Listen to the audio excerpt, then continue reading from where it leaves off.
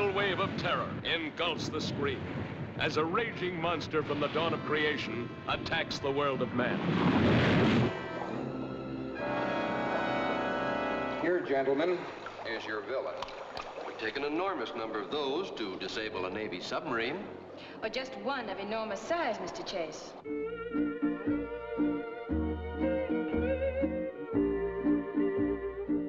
I see they picked an atom sub to go out and fight this thing. Why is that, Commander? Could be because of the new electronic equipment, or her speed. Was she ordered back here from Hawaii just for that? That's right. Think it's as bad as that, do you? I think we're lucky she's here. The H-bomb blasted it loose from the depths of the Pacific. But not even the H-bomb can kill it. Unknown object coming this way. Entering minefield. Stand by, number 38, mine. Fire! Go up. Ready, number 12, south. Fire! Coming on through. That's the end of our first line of defense, Miss Joyce. Then the red alert.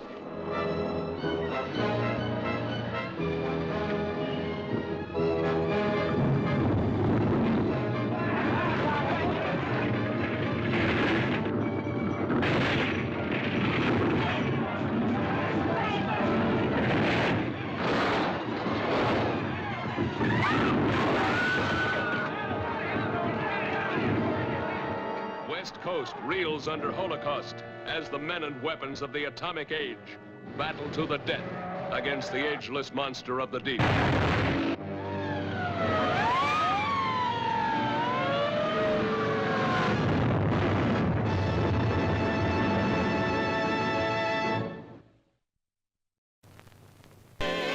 She saves, but every time it rains, she spends what she puts away. She knows her proverbs A to Z and knows the good they bring. But when she has to follow them, well, that's another thing. Oh, little Audrey says, his out make hay.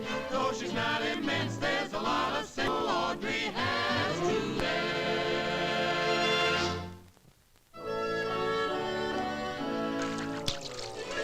Gee, I've got a bite!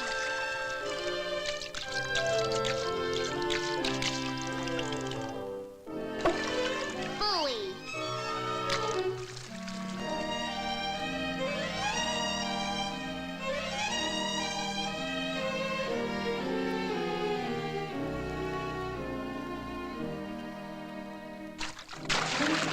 Oh, boy, this is a big one!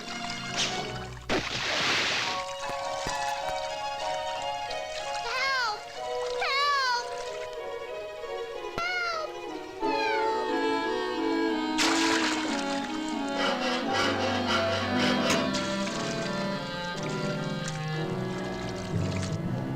There's one of those humans now. A human! Yay! We finally got one! I'm the carp on this beat, miss. You're under arrest. But I don't understand it. Session and the trial is about to begin. The plaintiff is the fish, the defendant is the human. Officer Finn, bring the jury in.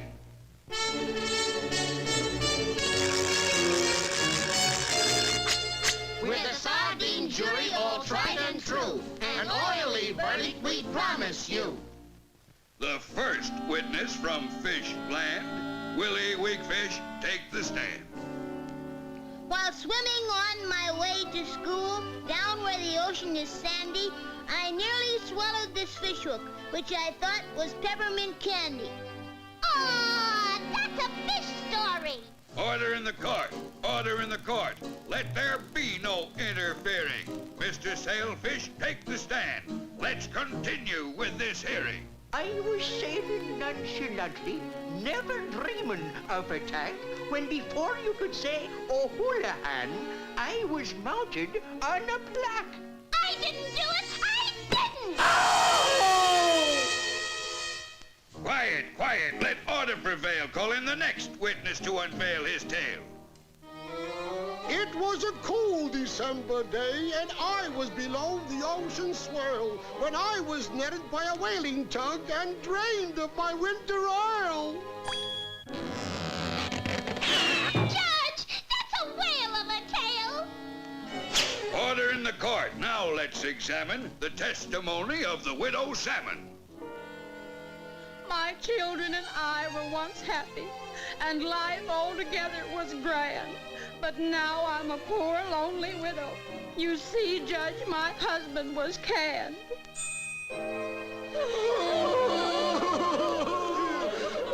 There you are, sardines of the jury. The evidence is crystal clear. Make haste in reaching your verdict.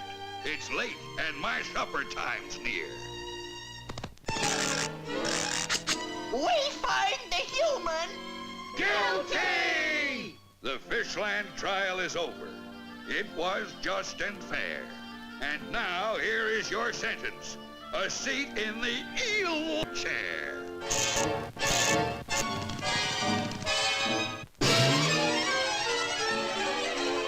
Stop her! Calling all carps, calling all... The human has escaped.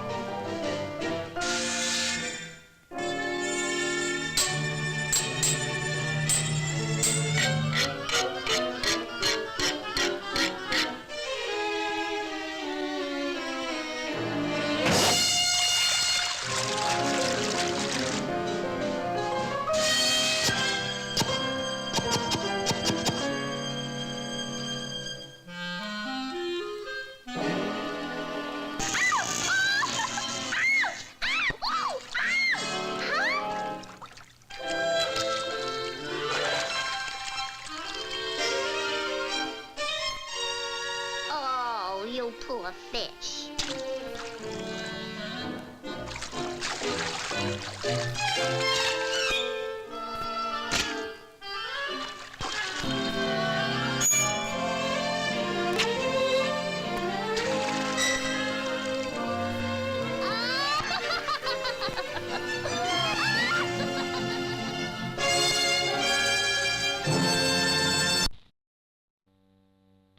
Famous Monsters of Hollywood magazine names it Shock Award winner, the Monster of Piedras Blancas. The Monster of Piedras Blancas, the world's most shocking monster, stalks its unsuspecting prey, feasts its eyes on the next victim to writhe in its slimy arms. The screen's most nightmarish beast.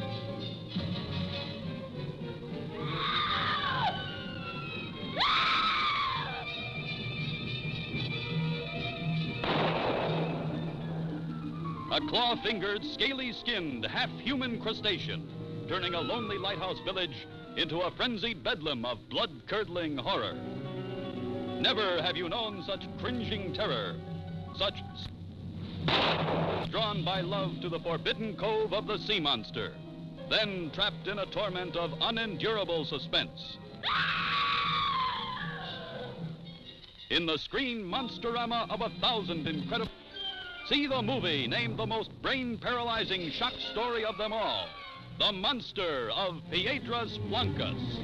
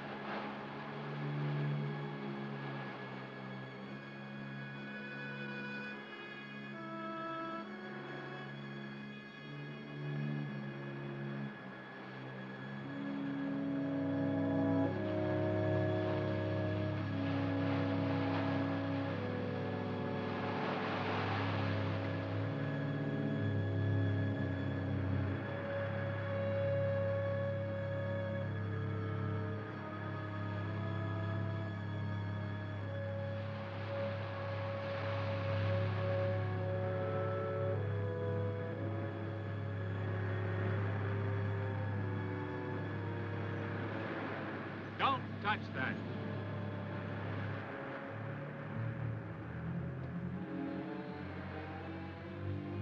William S. Grant, Special Investigator. Department of Defense, Washington. Well, I guess that makes it pretty official. Yes, I guess it does. His body is rigid with burns. The boat's charred, too. Yet there's no sign of fire. We better get him out of the water. I'll take care of him myself. Just thought I'd give you some help.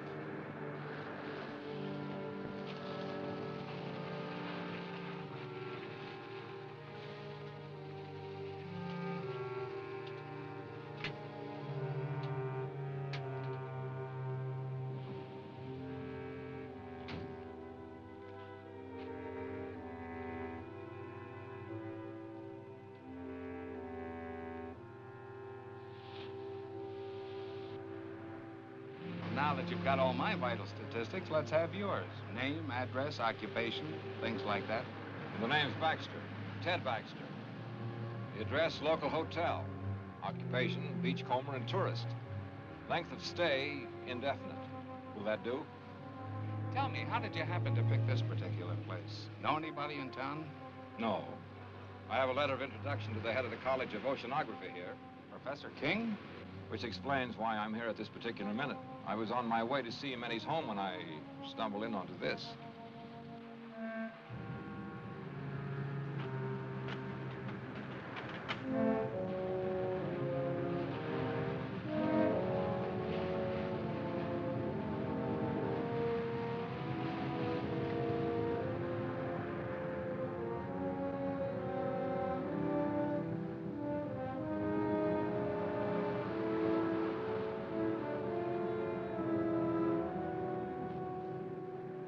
Come out of there!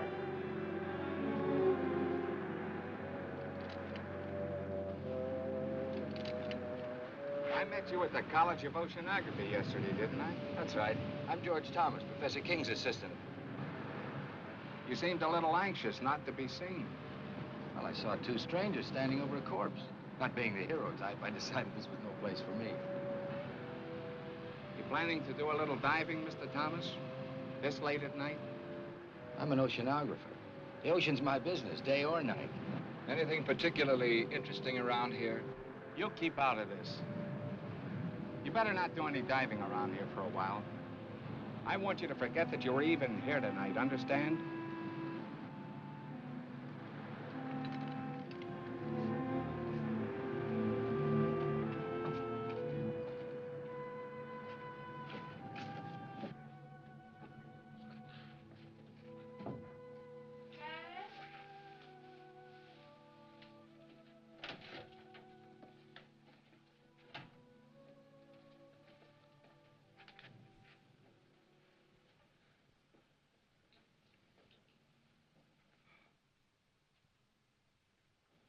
You're soaking wet. So I am. I saw a wonderful marine specimen. I went in after it. With the college on vacation, you're spending more time there than ever. I hardly see you anymore. I've never seen you this detached from me, from reality. I'm working on breathtaking things, Lois. Great things. And you still won't tell me what it is? Not yet. You've got your own staff consumed with curiosity. Even your secretary has asked me if I know what it is you're doing behind that tightly locked lab of yours. She's a sneaking, prying female. I should fire her. And I suppose George is quizzing you, too. A little. I think he feels a deep resentment because you've cut him off from your work so. He's an opportunist, not a scientist. I don't trust him nor Ethel. They're both spying on me. I'm not here. I'm in bed. I've been in bed an hour. An hour, you understand?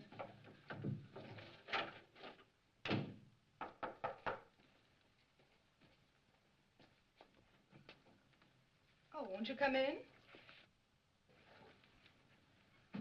Thank you. Is Professor King here? I'm sorry, he's asleep. He went to bed an hour ago. Oh, I see.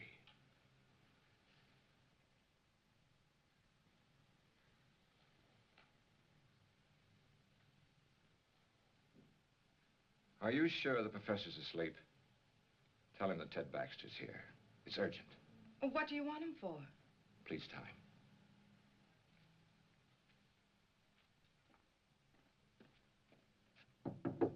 Dad? Dad?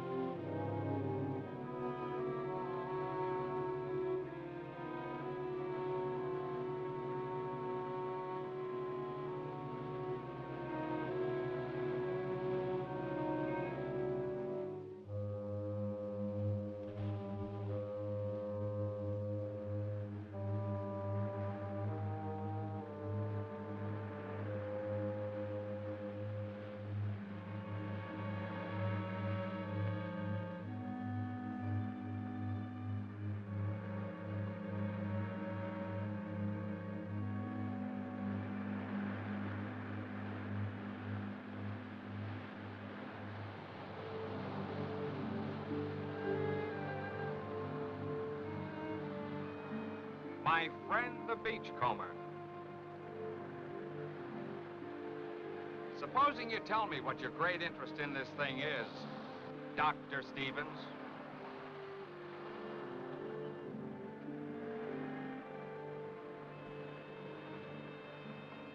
You work fast, don't you? Oh, I've learned quite a lot about you, Doctor. You'd be surprised how well Washington knows you. Care to hear how famous you are?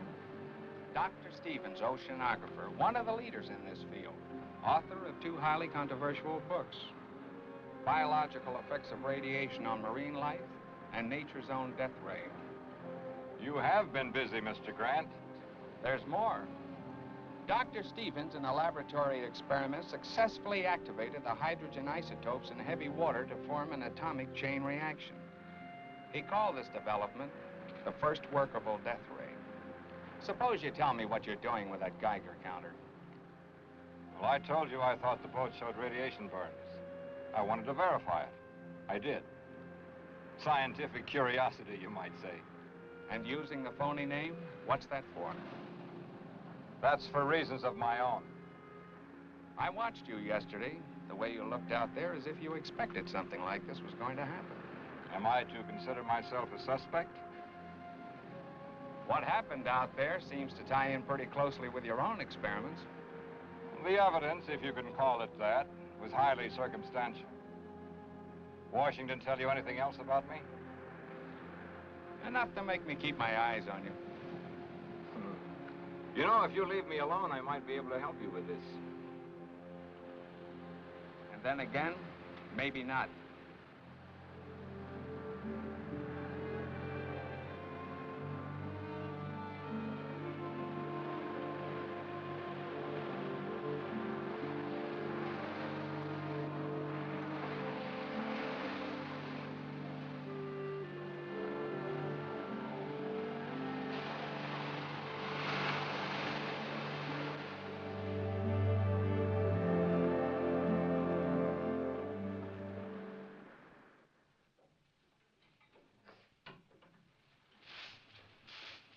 Morning, Miss Ethel. Morning, Andy.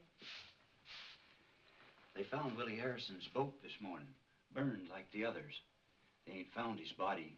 That makes 3 the Phantom's got.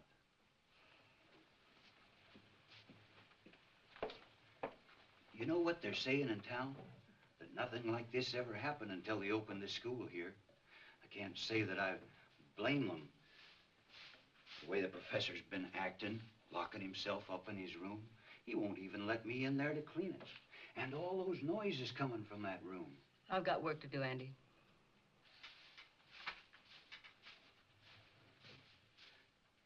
And that young one, George.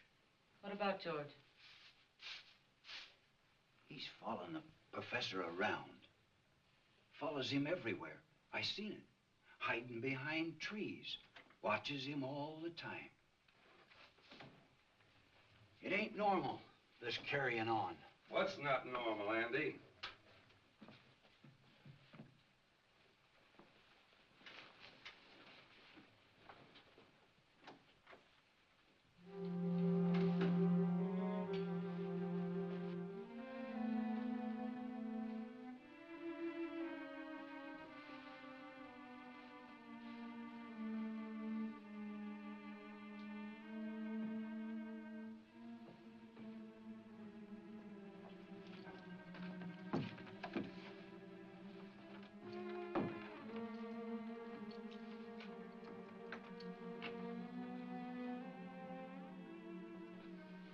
I'm not to be disturbed, you understand? Yes, sir.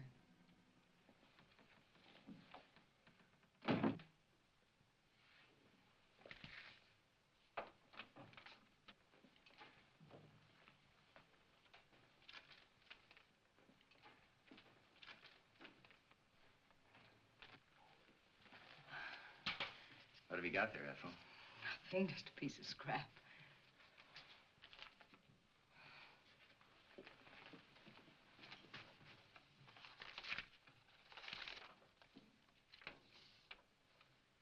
HEF increase point 56 dash 24. Point 64 dash 32. Point 70 dash 18. Oh. Keeping right up with the professor, aren't you, George? I'm one step ahead of him. I've got to get into his lab, Ethel. You've got to help me get in there. It's worth a lot of money to me. To you, too. I could tell him what you're up to. You could. But you won't.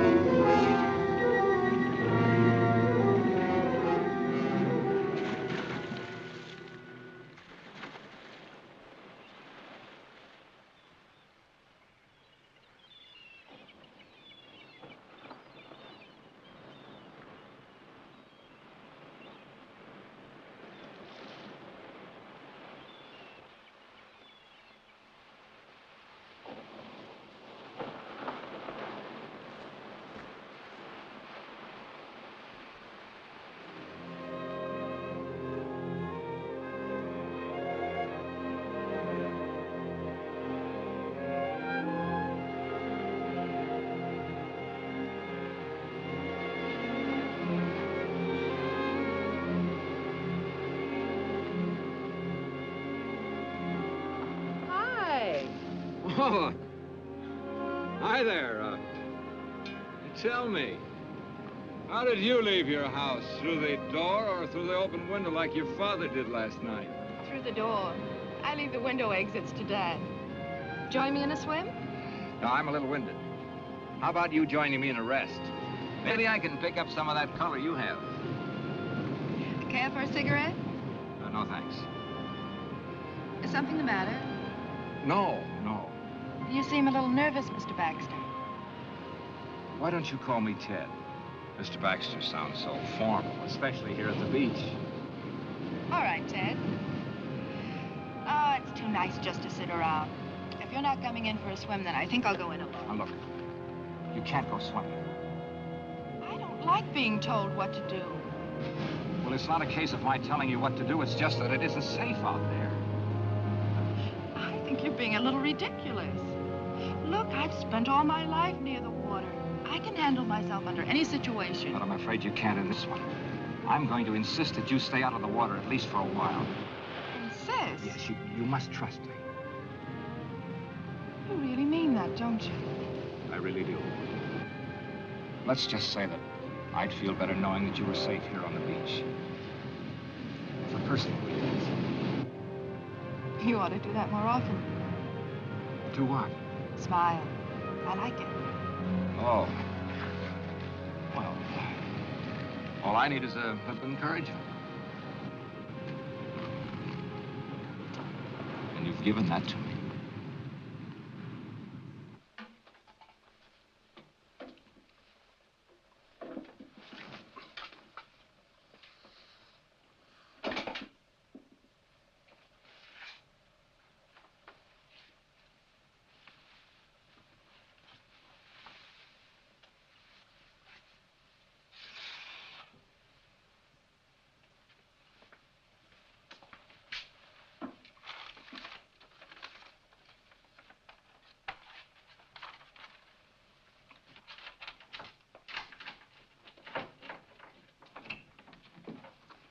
Ethel, will you go down to the supply room and get some ocean current charts? Yes, sir. Professor King, I wonder if I might have a few words with you alone. Ethel, I believe you were on your way down to the supply room. I called on you at your home last night, but you'd gone out for a walk through an open window. Yes, my daughter Lois told me that a Mr. Baxter had called. I got a terrible scolding on your account. I'm afraid you ruined my favorite device for getting out of the house when I can't sleep.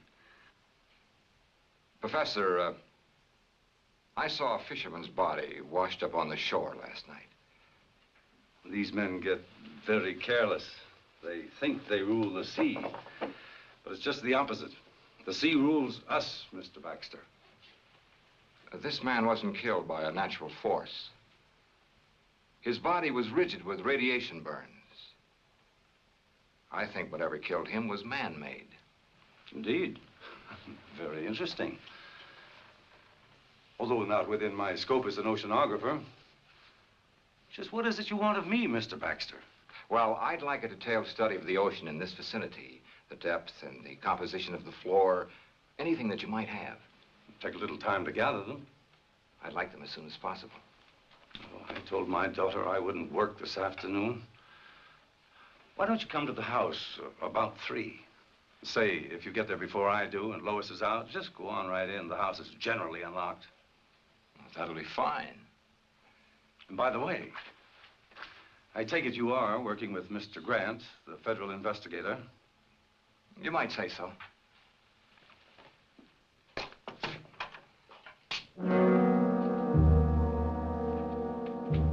You can come in now, miss. I hope you found the conversation interesting.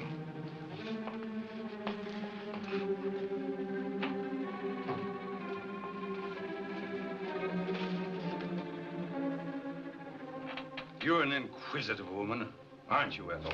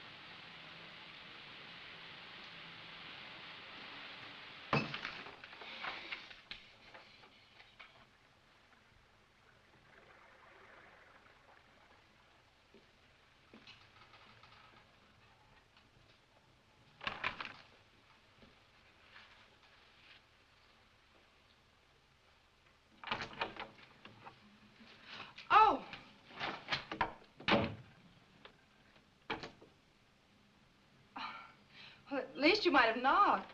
Well, I did. Your father told me to open the door and come in. He would. Would you mind handing me those things there? Surely. Thanks. Is Father expecting you? Yes.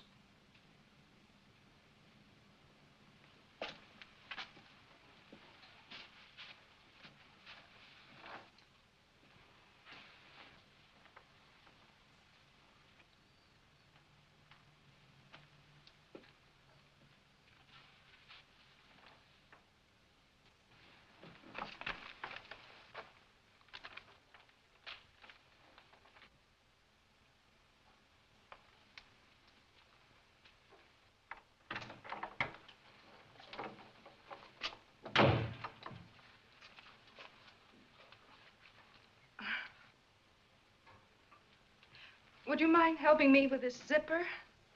Of course.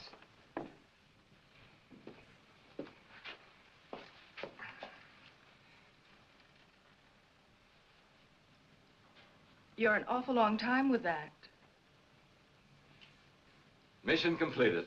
Sorry to say. Hello. I'm sorry I'm late. Well, now that Dad's here, will you excuse me? Oh, surely. I hope these are what you wanted. Dr. Stevens. I've read your books very thoroughly, Doctor, on which, incidentally, your photograph appears. Well, maybe it's just as well you know who I am.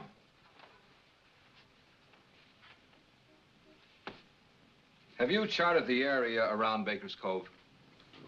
The area where the accidents occurred? No, I don't think we got around to that. We've only been here 2 years, you know. Well, you've mapped other areas in this vicinity. A few years ago, a submerged deposit of uranium ore was found along this coast. Is there any evidence of a similar deposit along here? No, not to my knowledge. Why? Why, this morning I made a test dive over the area where the accidents have taken place. They weren't accidents. There's a shaft of light coming up out of the ocean. I have reason to believe that it's nuclear in character. Now, any object coming in contact with this light would be subject to extreme radiation. I believe this light killed 3 men. Incredible. You say you made a close examination of this light? Not as close as I would have liked to. It was being guarded by a sea serpent. A hideous beast that defies description. Oh, Doctor, if I didn't know that you were a scientist of high standards, I'd say that you were the victim of the ridiculous phantom stories that are running wild around the village. Professor, you say you've read my stories. Indeed, I have. Much of my work is based on your findings. Well, then you must remember my experiments on activating the hydrogen isotopes in heavy water. Oh, but that was on a miniature scale in a laboratory with a lot of equipment. But on the ocean floor... I proved it could be done. I used artificial means to start the reaction. Then you think that with the submerged deposit of uranium ore, you can get the same reaction on a much larger scale? A weapon like this could destroy anything coming in contact with it. Oh, fantastic. Once the chain reaction had started, it could continue indefinitely. As a matter of fact, keep growing larger. And what about the beast down there? Was he man-made too? I believe so. Since marine life lives in a constant flow of heavy water, the effect of radiation on it would be completely different than it is on humans. Well, that's your theory on mutations, isn't it, Doctor? Yes.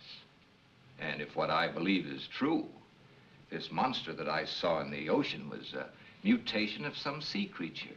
You see, it draws its energy from the nuclear light itself, just as plant life needs the sun to grow on. Well, have you any evidence to support this fantastic theory? I created such a mutant in my own laboratory.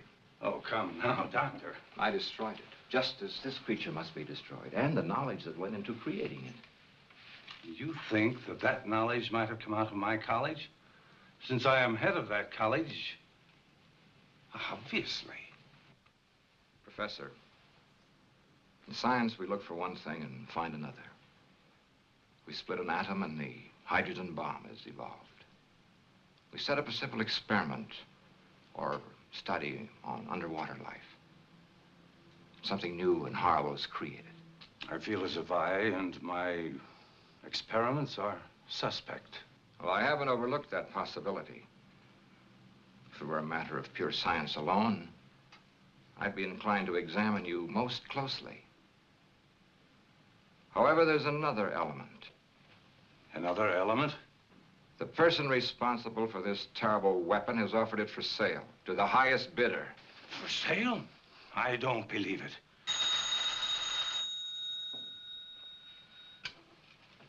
Hello. Yes, Mr. Grant. We'll have them ready for you in the morning. That's right. Goodbye. Grant's going to make a dive in the morning. He's borrowing some equipment from us. We can't let him go down there. Why not? Well, in view of what you told me, I thought, well, it's not safe for him to go down there. Why are you staring at me, Doctor? You seemed so skeptical when I told you the results of my test dive. Yet you show genuine concern for Mr. Grant's safety. Good day, Professor.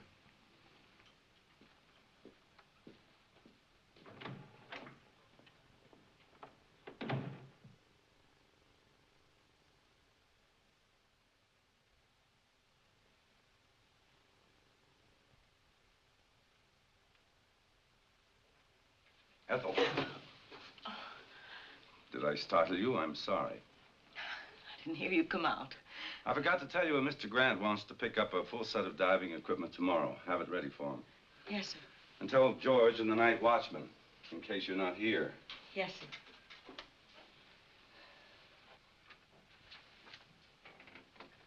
Ethel, I consider you an intelligent woman. A bit bitter, perhaps. No great lover of mankind, but still intelligent. I'd like your opinion. What would you consider a just punishment for a man or woman who would betray his fellow man for money?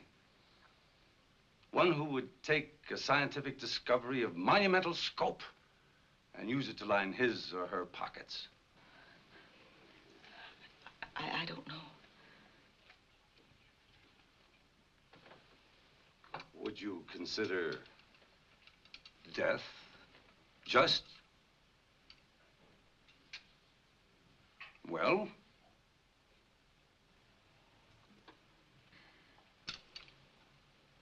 No matter. You can tell me some other time.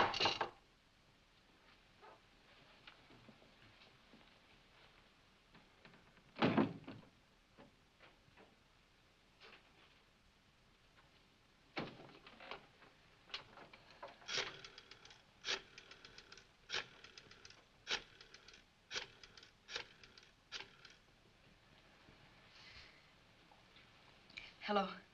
Get me Mr. Grant, please.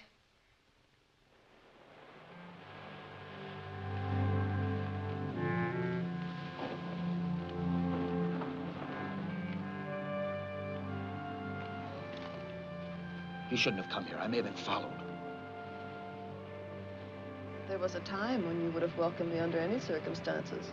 You've got federal men investigating. They must know something. They're planning on making a dive tomorrow. A dive? They've got to be stopped. How? That's your problem. You shouldn't have come here. I had to. I got a cable from Antwerp. I'm to fly there in 2 days. They're expecting me to bring some vital information from you. I'm not ready. You were ready enough to accept a considerable sum of money in advance, weren't you? I won't know anything until I can get into King's lab. Then get in. Butt your way in. I tried that with his secretary. It didn't work. You're facing some serious problems, George. You have 2 days in which to find the answers. I'll be leaving for Europe the day after tomorrow. Where will I find you? I'll be spending most of my time soaking up a little sun at Colby's Point. That's where we used to meet, remember? I remember. For quite a while, we were just a man and a woman, weren't we? I didn't know then they could put beauty and poison so cleverly together in one package.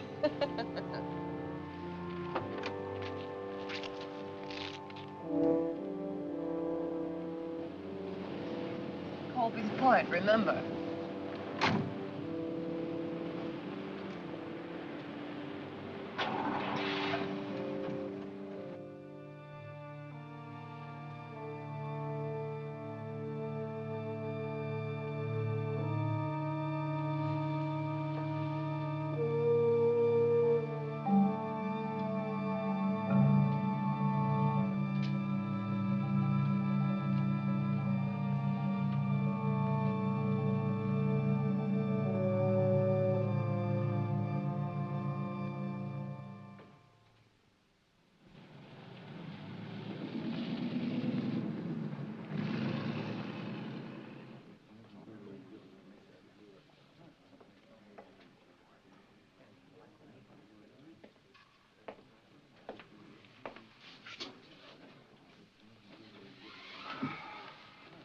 Is it all right to talk here?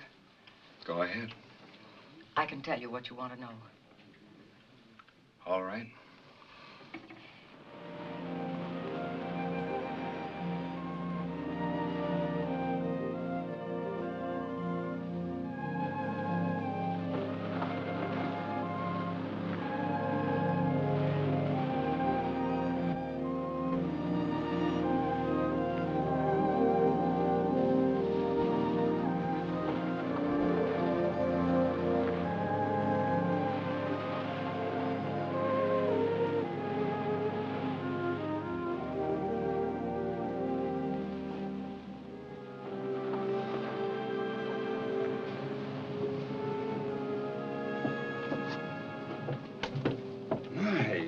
Lovely. Thank you. I hope my caller feels the same way about it. I'm sure he will. Dr. Stevens is very observing. He's a bright young man. Sometimes I think he's too bright. Too bright? I don't understand what you mean. Oh, just an old coot thinking out loud. You know, science is a devouring mistress. She devours all who seek to fathom her mysteries. And for every secret she reveals, she demands a price. A price that a scientist must be prepared to pay. Even at the cost of his life. Or the life of others who stand in the way of his search. You say that almost as though you were threatening me. You? What nonsense.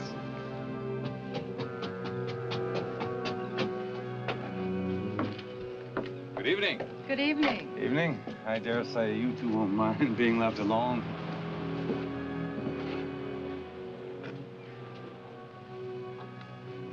You're beautiful. Which is a good opening line for any date. Oh, I've got more. But they require an entirely different setting. How about a nice walk along the ocean?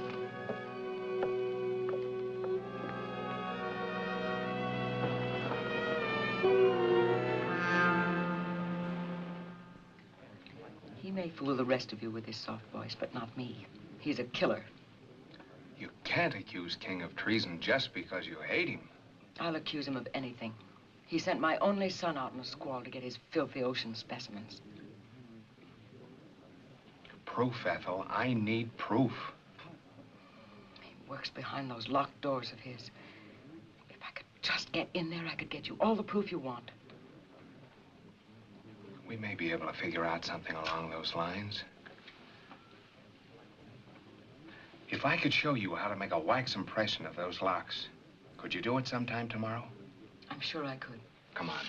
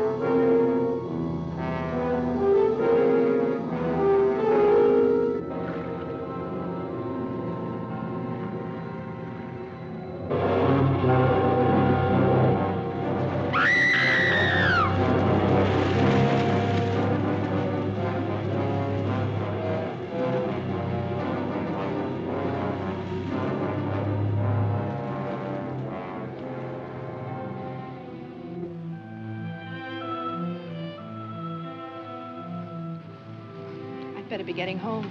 It's late. It's been a lovely evening. Yes, it was pleasant. And it did go fast. Mostly in talk about my father and the college, now that I think of it. You've learned a great deal about him. Natural curiosity about a fellow scientist. There were some very pleasant moments of silence, too. We really should go. All right.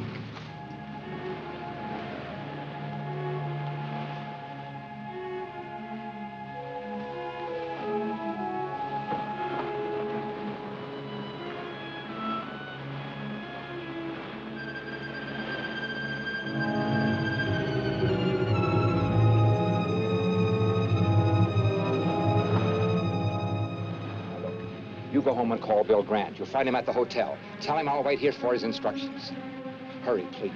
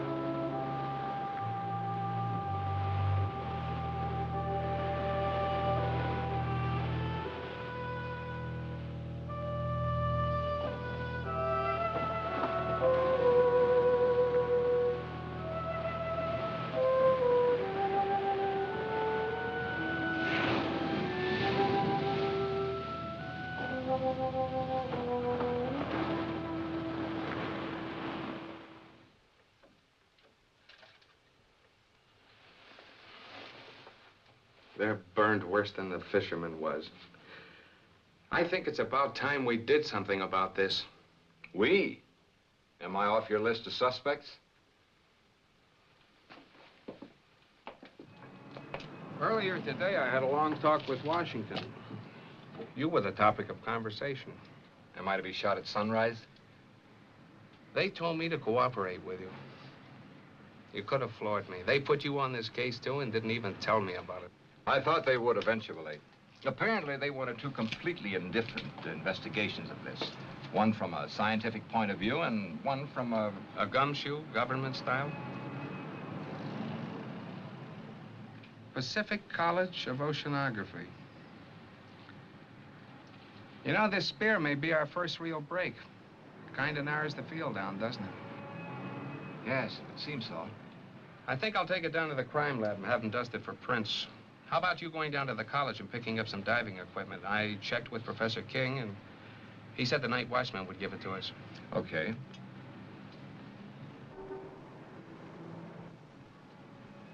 What do you say we make our dive about 6 a.m.? Yeah. Bill, I made a test dive yesterday. It's pretty grim. There's a shaft of radioactive light down there. Touch it and you're dead.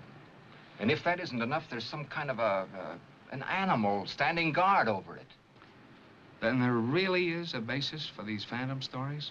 I'm afraid there is. This'll take care of it. And I won't miss. Now, my principal interest is the light ray. Now, you will have to draw whatever it is down there away so I can get a good look at that light. And Bill, now, it isn't going to be easy or pleasant. Neither is this.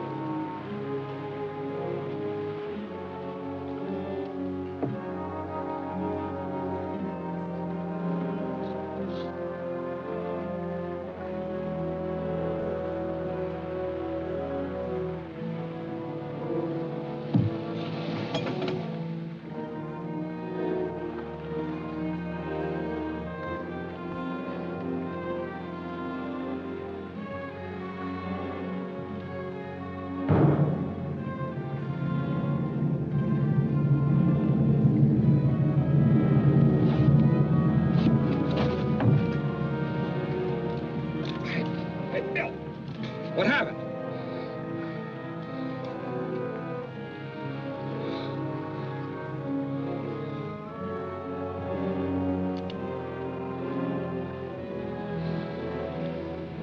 Still want to go in? Feel all right? Okay.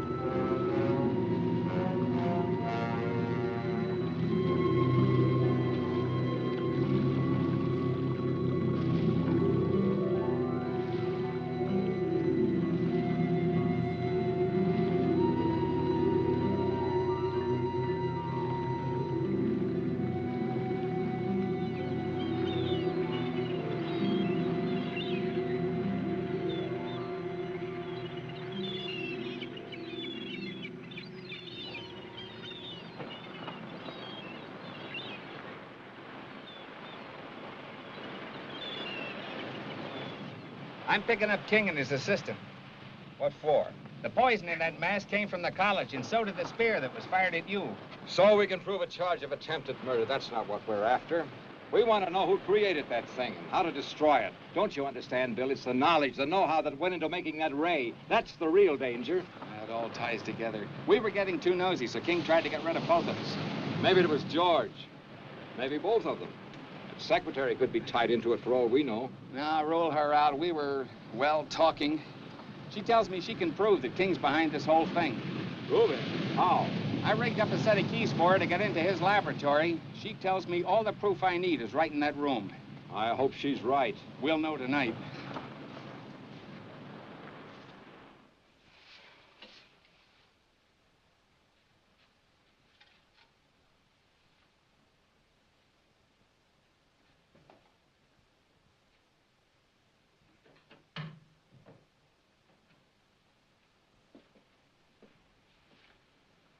One of the spear guns is missing. I saw King take one out yesterday. That's odd. I thought I saw you carrying one when you left last night. You see too much, Ethel. You should wear blinkers. Is he in yet? No.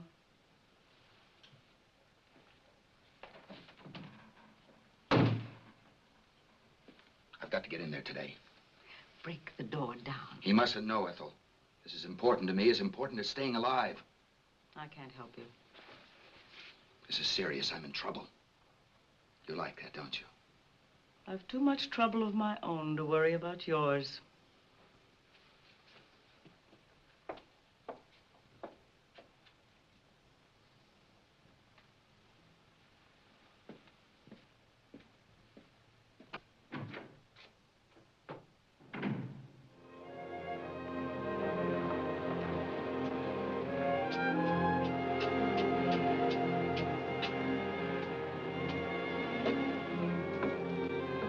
Morning. Good morning. Dad told me that you and Mr. Grant made a dive. Yes. I'm glad I learned about it after it was all over. I phoned the college. They told me your father was at home. He was terribly upset when he heard the news. The boy, the one in the boat, he was one of his students. Oh, that's a shame. I'd like to talk to your father.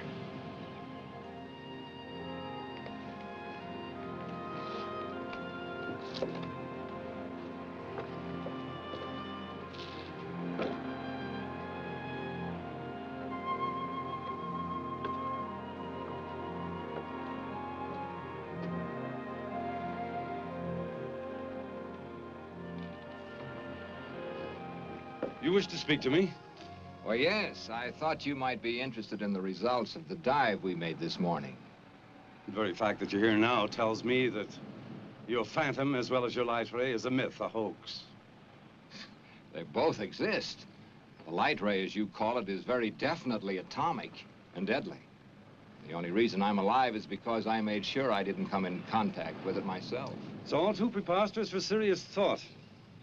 Phantom, marine mutations, death rays, utter nonsense. I'm afraid, Doctor, that you are the victim of an overwhelming imagination. Good day, Dr. Stevens.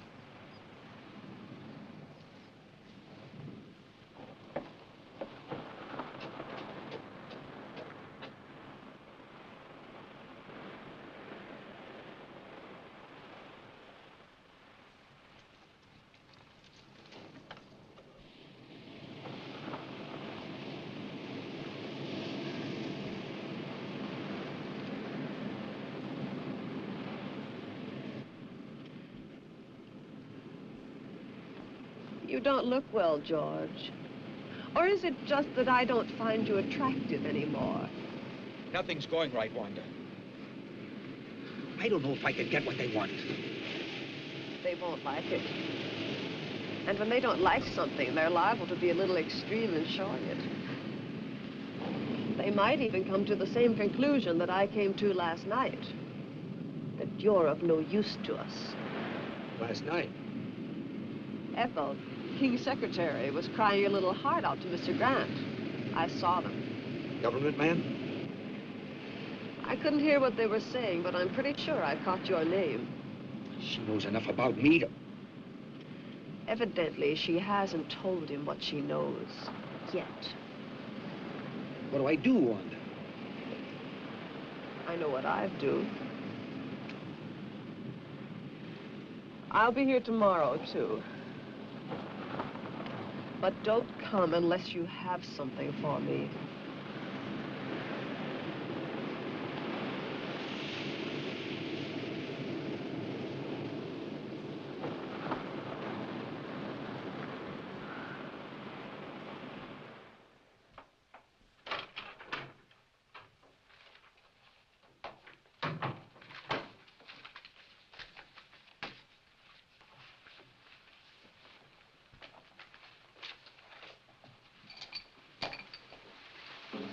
You're working very late tonight, aren't you, Ethel?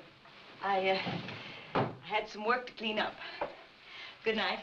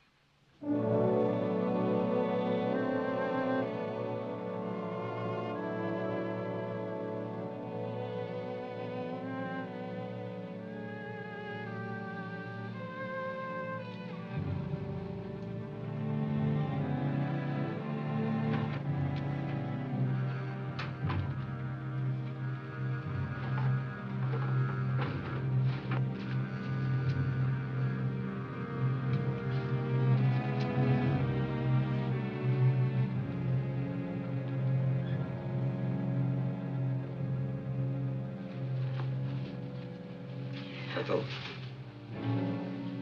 I believe you were looking for these.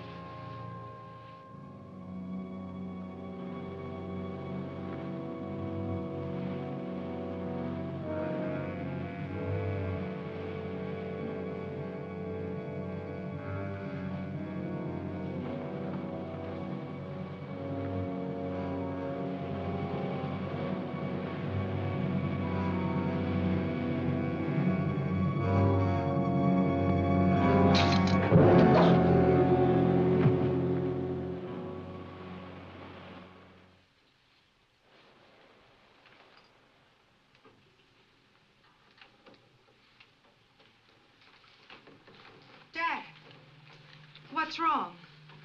Oh, I feel so old, so tired, defeated. Dr. Stevens, I want to apologize to you for my rudeness this afternoon. I've had a few very trying days. Of course, I understand. Maybe I better leave. Come in. Professor King? That's right. Were you at the college tonight? Yes, for a while. Mind telling me when you left? About an hour ago, I think. What's this all about? Your secretary, Miss Hall, was found murdered a short while ago. Ethel. She left the college. A few minutes later, you followed. That it? I don't grasp the significance of that fact. Do you think that I would take a human life? Willfully, deliberately? She just as well as told me you were going to kill her.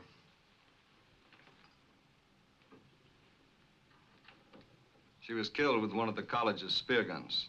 Am I being formally charged with this horrible thing? Not yet. But it's just a matter of time. Come on.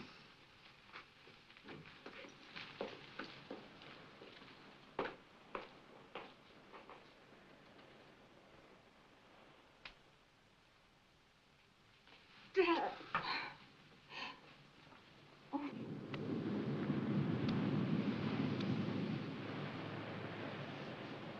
We just gonna sit here all day? There isn't much else we can do till the sheriff gets here with his report. No, it's just like I killed Ethel myself. I rigged the keys for her to get into King's laboratory. That's it. That's what we ought to do. Get into that room of his. Well, assuming that it was King, which is something I'm not ready to do, he could have destroyed everything in his laboratory if he found Ethel in there. His equipment, his notes. Don't you see, Bill, it's what's in his mind or George's that's important. Notes? Wait a minute. Ethel gave me this at the restaurant. She copied it from King. Mean anything to you?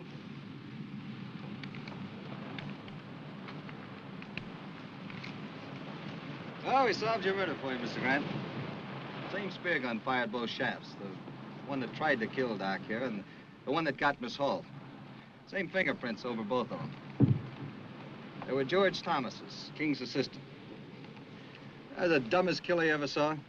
Left the spear gun in his car. Same prints all over it. And to clinch it, he didn't come home last night.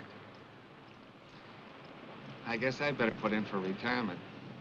I sure had this one figured wrong. I called the college to tell the old man he was in the clear, but no one answered. He's probably at home. I think I'd better go tell him. Tell the old man I'm sorry. I kind of have an idea where we can get George. Want to come along? Might be able to use some help. Come on.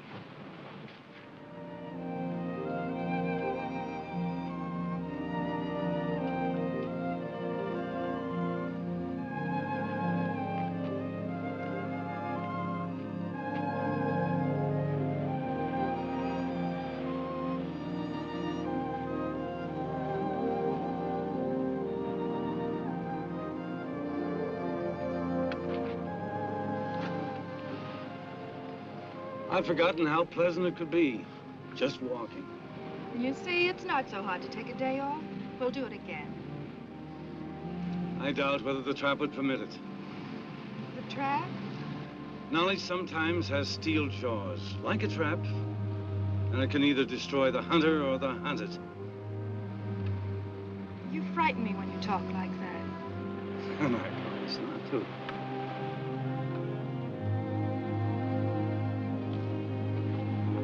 Here comes your Dr. Stevens. I have some news that I think will interest you. About Ethel's murder? The sheriff has proof it was George. I knew it wasn't you. Why would he want her dead? It's possible that Ethel found out that, well, he had to silence her. Why the gloom? Dad's just been acquitted of murder. Lois, I'd like to talk to your father alone. Why? It'll only take a few minutes, dear. You better run on home. I'll follow you there. You'd better go. Please.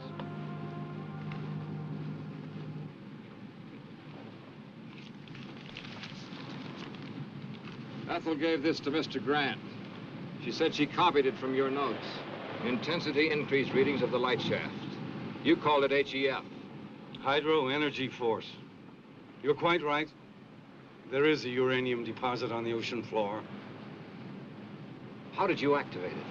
That, Dr. Stevens, is my knowledge and mine alone.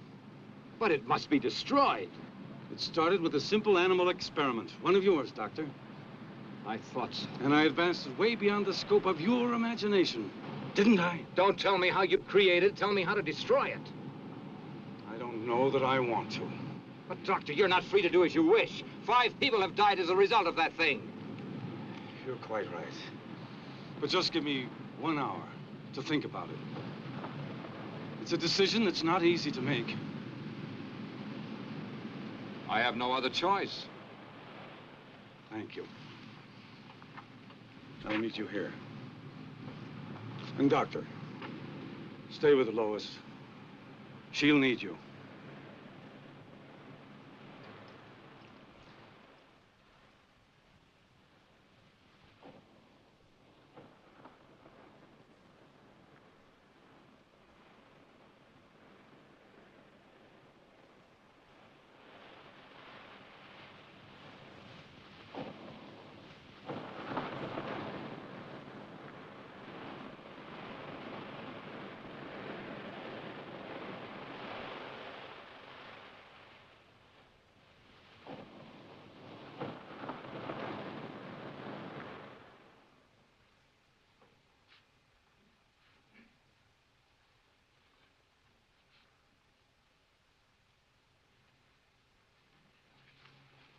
I know Dad's in some kind of trouble and needs me. I know it.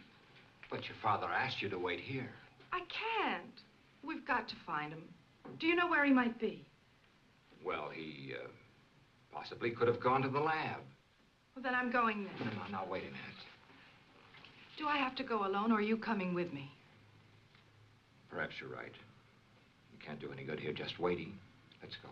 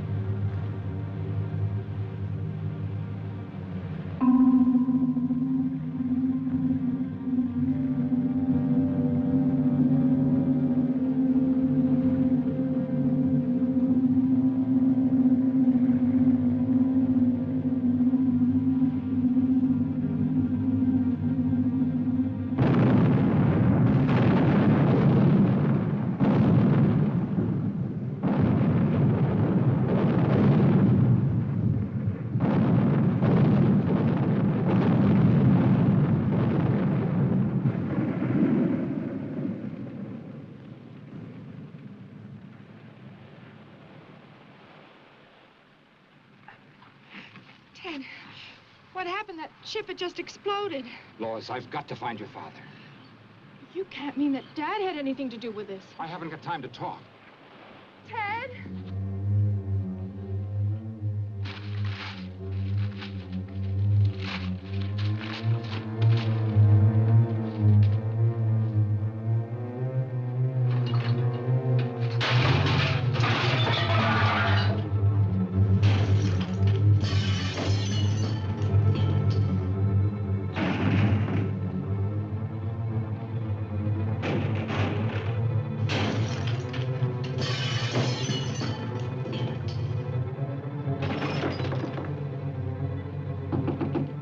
Professor King!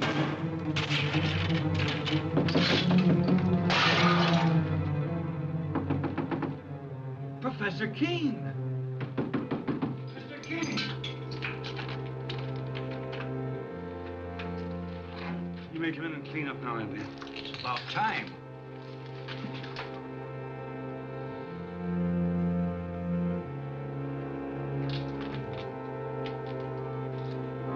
What in the world is that? Do you mean to say that's one of God's creatures, Professor? No, Andy, that's one of man's follies, and I pray God there'll never be another one.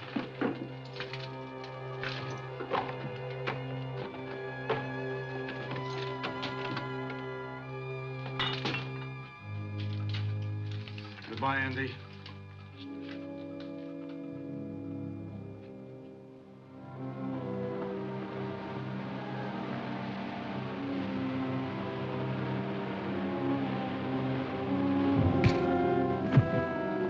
Your feet.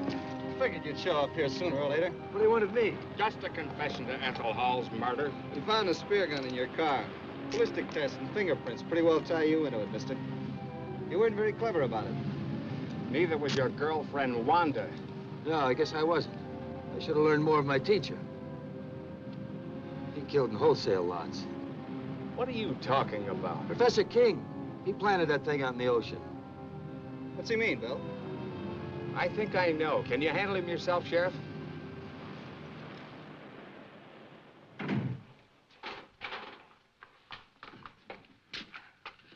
What happened? Where's Dad? He left a few minutes ago, Miss King. Did he say where he was going? No, he just busted up the place and left in a hurry. Why destroy all this? His experiments, his life's work. I'm afraid only your father can explain that. But I still don't understand. Do you know why he did this?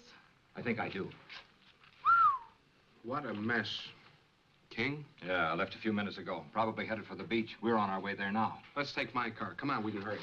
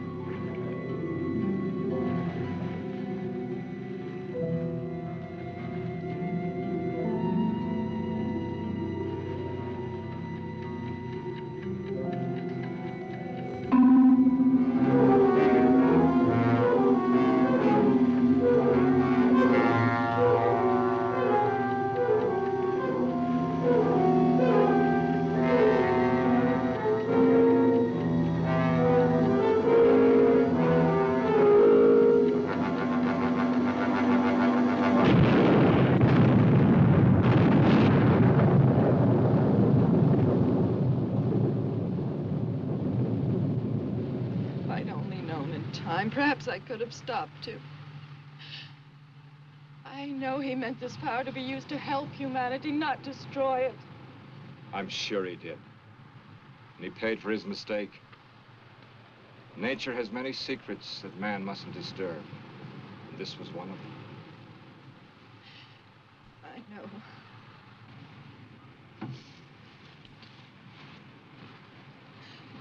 Only he too could have understood. I'm sure he does, Lois.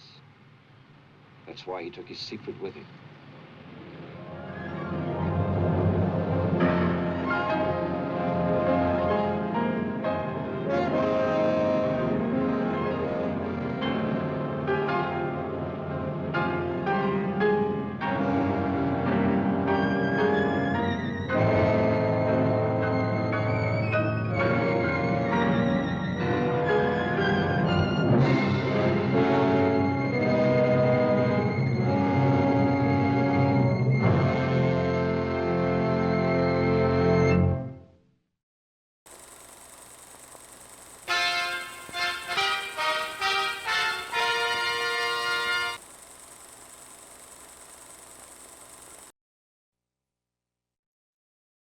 Dance, baby, dance, come and dance with me. Hear the beat of the pounding sea.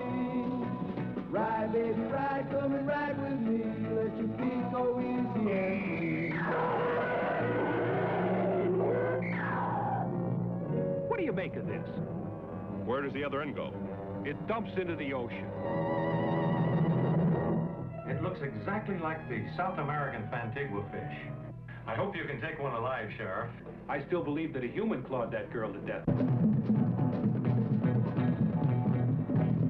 The Beach Girls and the Monster, starring John Hall, Sue Casey, and the glamorous Watusi dancing girls from Hollywood's famed Whiskey A Go-Go nightclub. Music by Frank Sinatra, Jr. You got a monster in the surf. Yeah, yeah. Jinx, do you have a problem? You won't have after you meet the monster on the beach. If you see this ghoul, play it cool. Beauties in bikinis, laughing, singing, surfing, sinning. Beach party lovers making hey hey in the moonlight while the monster waits and watches. Yeah. This one will kill you.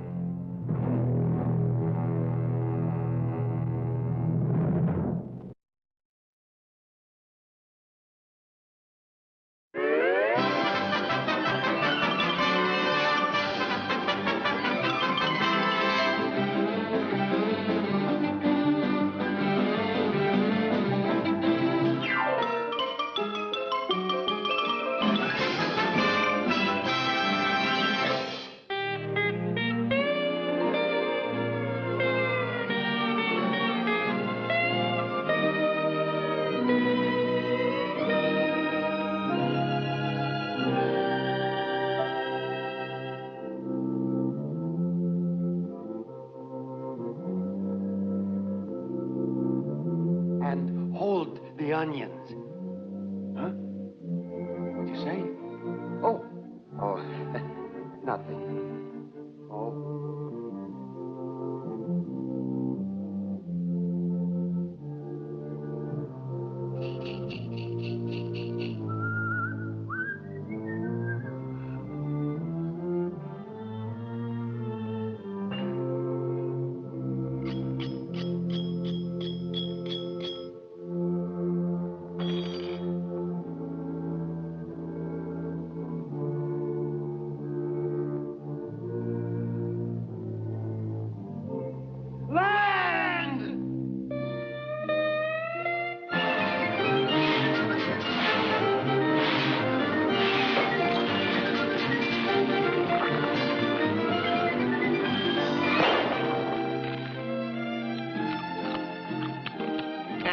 What's the good word, strangers?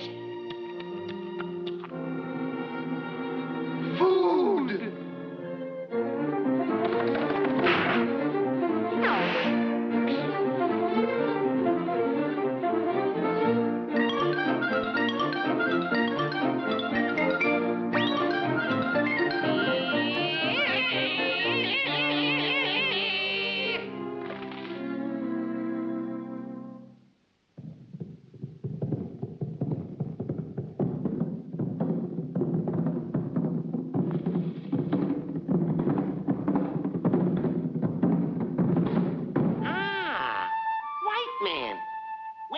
huma, nuka, Apua Island.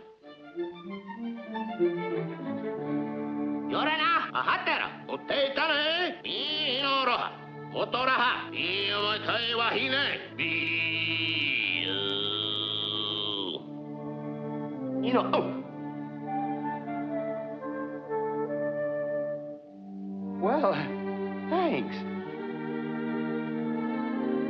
Gee, did you say that? Down if I hooked up on, I wanted to eat the way away. You had to be able to eat the way, I don't know, out of the away. Told them not, the day, but I'm not in the way.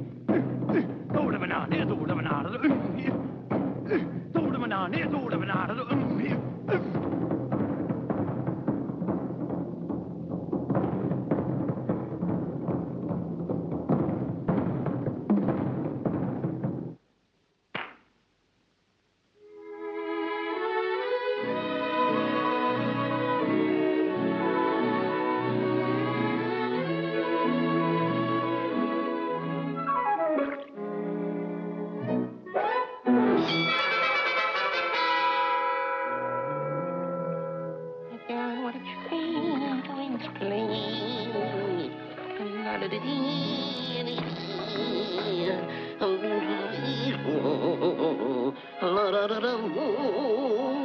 And we found a new love the back, please, the back.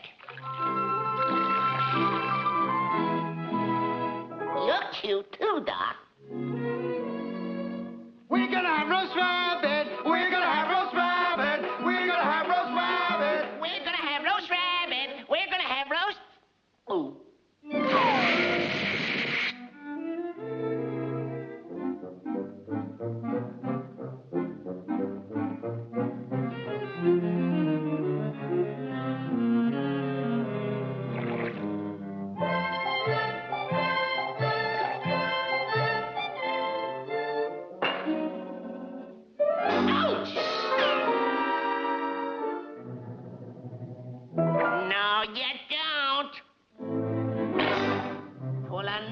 On me, would you? Why, you... One false move out of you and I'll...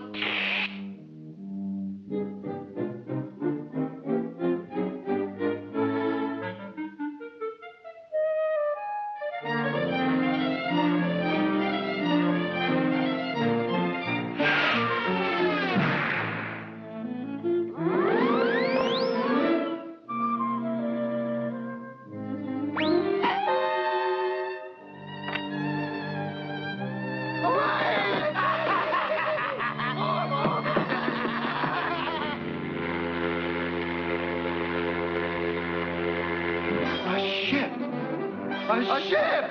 We're saved! Hooray! We're saved!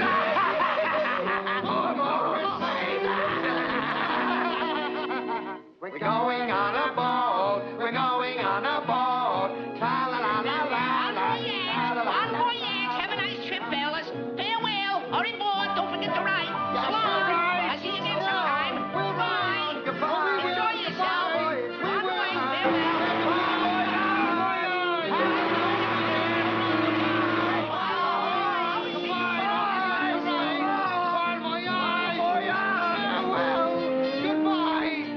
Forget to ride. Farewell. Bon voyage.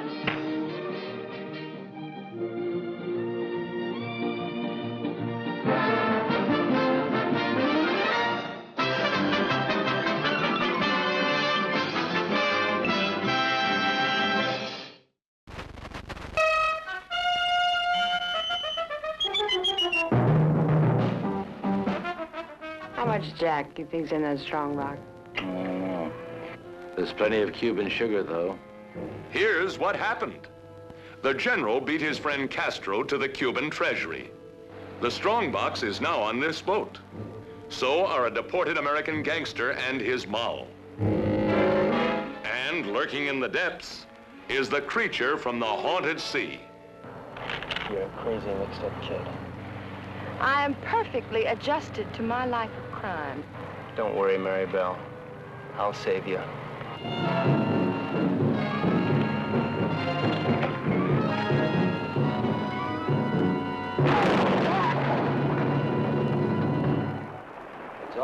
right, be calm, everybody. The boat's insured.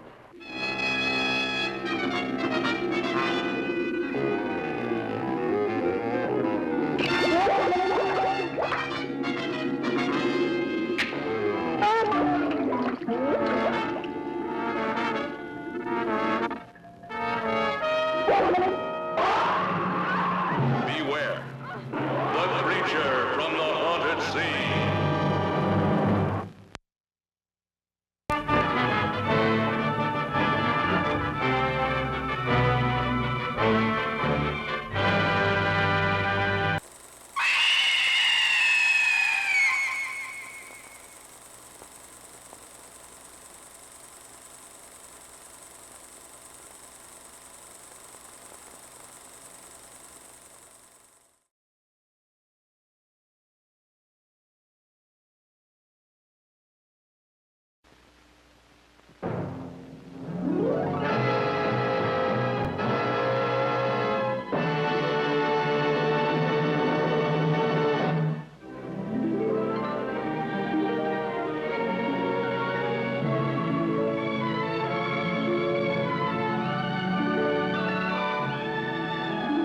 If you were the sea, I would be the shore.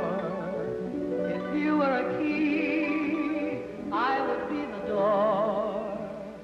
I dream of a way to be closer each day, nearer, my love, to you. If you were a bird, I would be your nest. If you were the sun, I would be the west. If you were a heart, I would be the beating heart. Nearer, my love.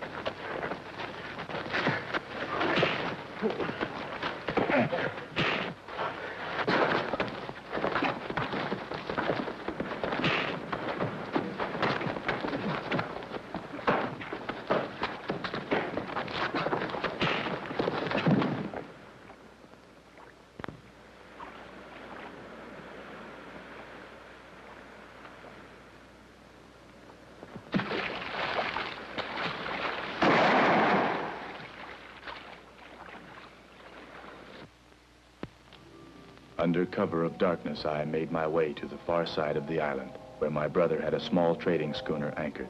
We slipped away with the morning tide and made for the island of Rarotu in the Sulu archipelago, where I had friends to hide me. But 300 miles short of our destination, a hurricane swept at us from out of the China Sea, and short-handed, we foundered on a reef.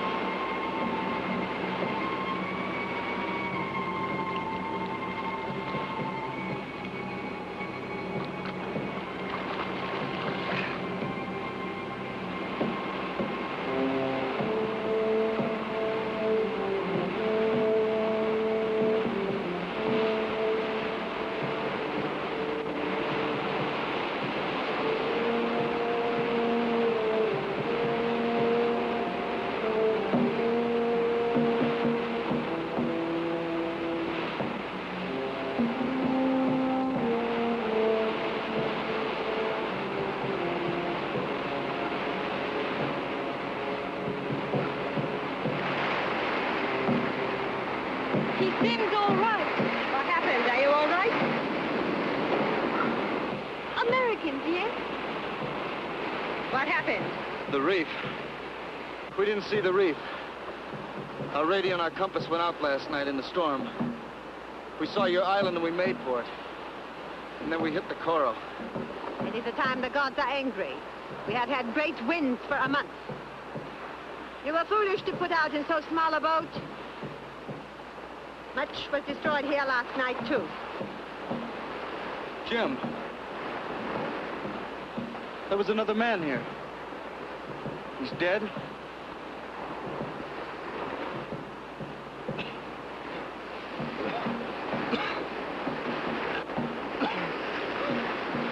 Where are we?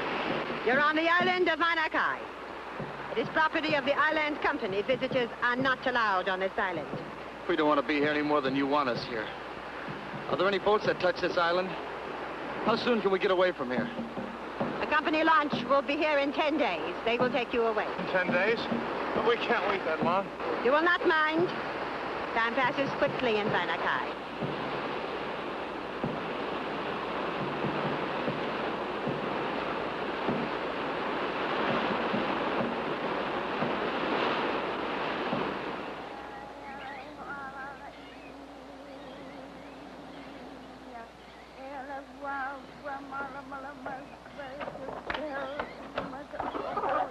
This is the guest house. It's yours while you are here. There is no need to pay. The house is empty, and everything here belongs to the company.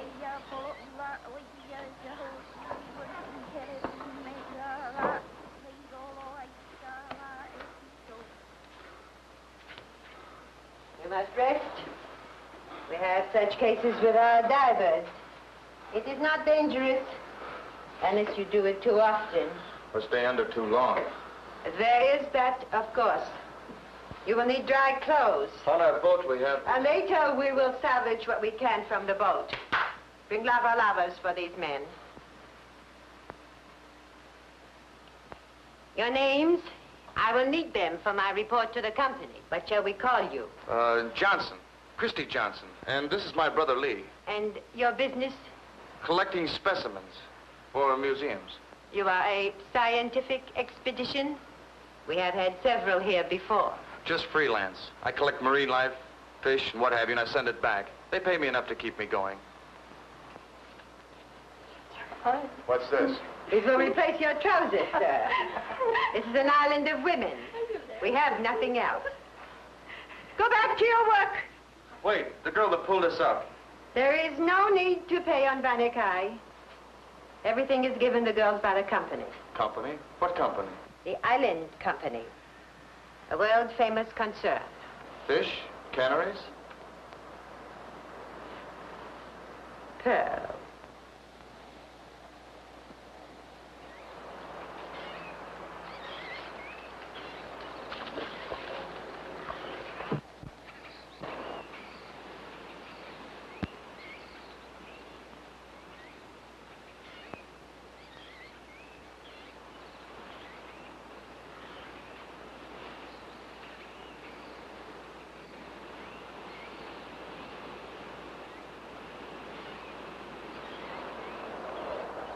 What is that she's doing? Looks like a semaphore. Semaphore? She's sending a message? About us? Probably. The police will know I'm here. We're too far from port. Anyhow, they can't know so soon. Maybe not, but they will in 10 days. We can't wait that long. By then, every island in the group will have my description. Nobody will look for you here. Look, there's a warrant out for me. A Navy ship could come through here any time. What can we do without a boat? The storm fixed us. Gotta find one. Must be some kind of boat around this island. I've got to keep going. Get to Rara, too. Once I'm there, Matapa will hide me. I thought you were going to stay away from him. That's how you got into this mess. How I got into it doesn't matter. I'm not going to let them take me back. If only you hadn't killed the guy. There wasn't any other way. I told you that. No, there wouldn't be with you. Don't give me any of your two-bit lectures. You said you were going to help me get to Rara, too. If you want to call it off, I'll make it by myself.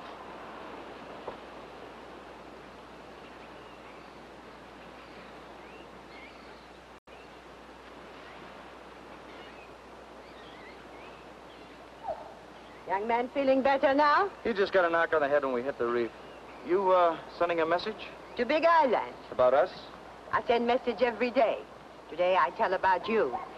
They say many ships wreck in big storm. And they're coming to pick us up. In 10 days. You wait. The bigger boats, they don't come in here, do they? No, reef too dangerous. Many people die. You very lucky. I guess we were at that.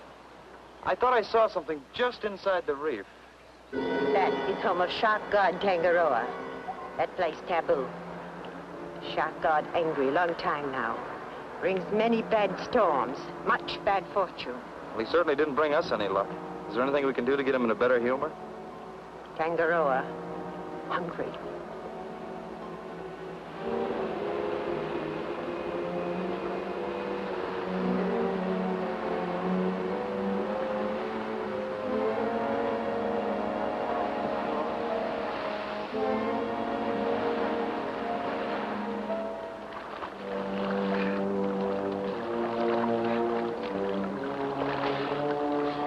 No good. We can't get any more. We've got to. The tide's so strong that we'll have the whole thing out to sea by morning. Come on, we're going back.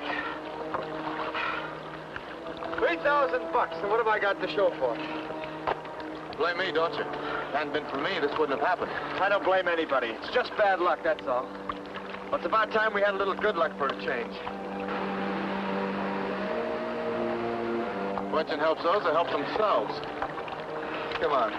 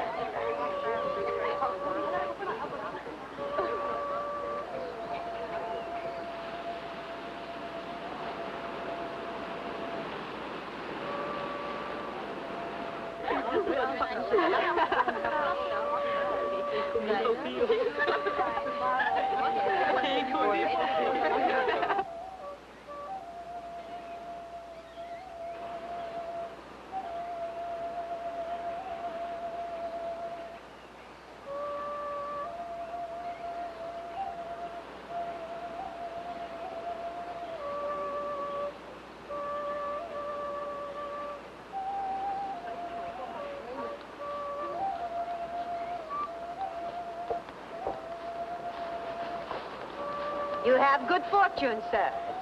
This is all we got. $20 worth at the outside.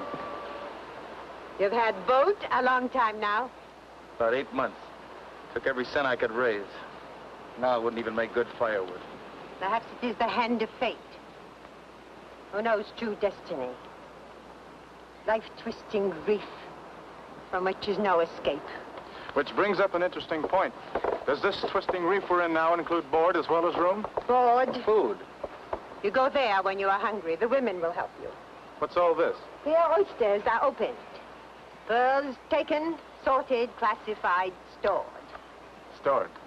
Until ship comes for them in 10 days from now. Is this the same ship that takes us away? It is so. You understand? These places you are not permitted to go. Company rule. Feed these men.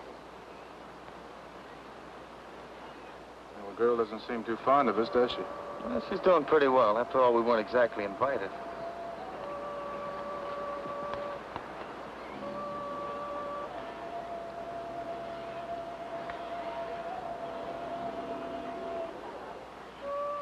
Speak to her. Make friends. What? You heard me. She knows this place. She can help us. Go on. Hello. What's your name? My name is Chris. What's yours? Mahia. Mahia. That's a pretty name. You eat now? With us? Yes. Come, I show. Friend too? Mahia, this is my brother Lee. Lee. Come, we eat. Hey, looks like good chow. What's wrong? Here.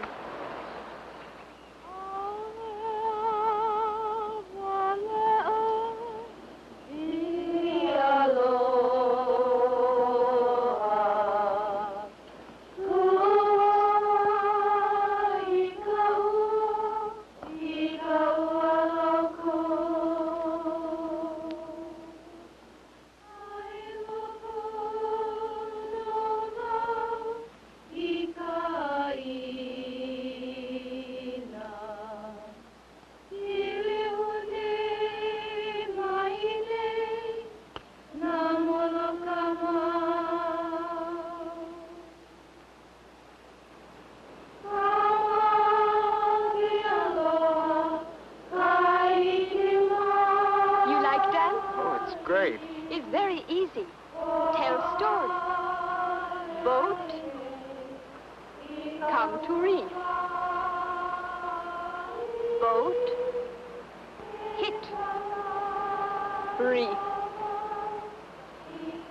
big wave. Take Chris to bottom of sea.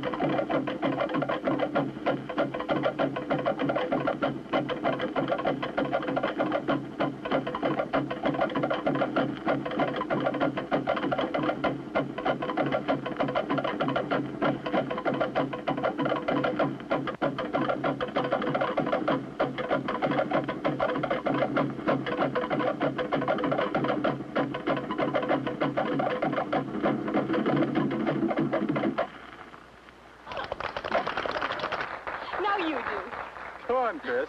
Show your hula. Come, I show. Make him dance, Mahia.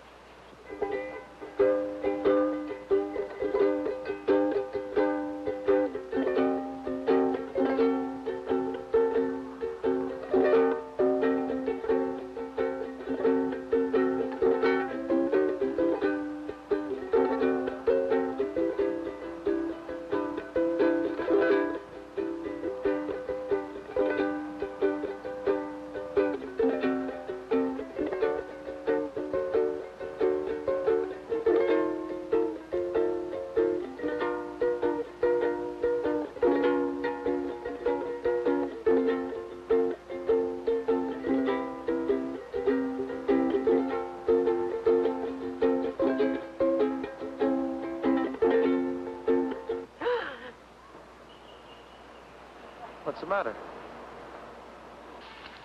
What is it? Bad. Bad taboo. What happens now?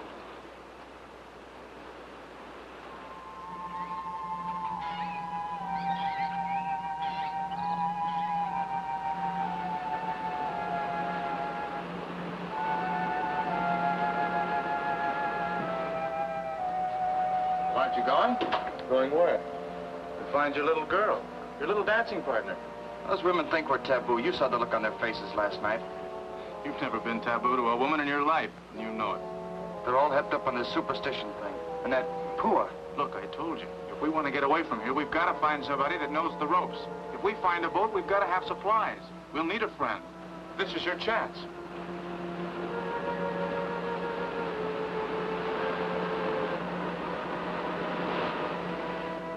I saw a shark come through the reef this morning. Great. Hey, if those babies can come in, that means we can get out. And if we don't make it, we end up like Jim. We'll make it. Hey, you better watch out. You'll get as jumpy as those women down there. Now, cheer up. Life's just beginning. There's nothing to worry about. I'll scout around, see if I can rustle up anything. You try the girl. You've sure got your philosophy.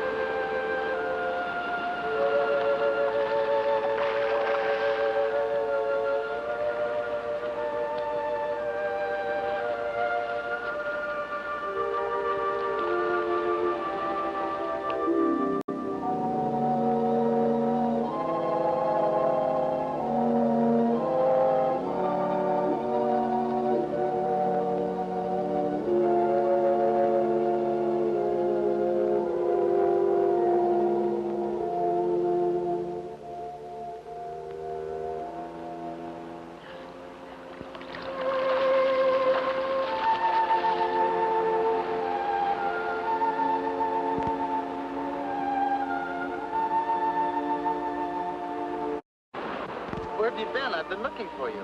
Mahia here. Well, why aren't you with the others in the bay? Pua say Mahia work here. Because of last night? What happened? What did it mean? Pua say shark got hungry. When people die on reef, shark god eat. Mahia save your life. Make gods more angry. Last night, when flowers break, it's very bad. Pua say big taboo on you. She say no see you. She send me here. What's Pua got to do with this? She tahua, sacred. Know all about God. You want me to go away? And what are you afraid of? Pua? Of gods. Taboo. Maybe Chris died. Hey, listen, if the gods wanted me to die, they wouldn't have had you out there with a knife to cut me free, would they? Then what are we worrying about? As for Pua, she doesn't realize. How old are you? 18. Why aren't there any men here on the island? You know nothing about us, do you? Chris good. Mahia know that.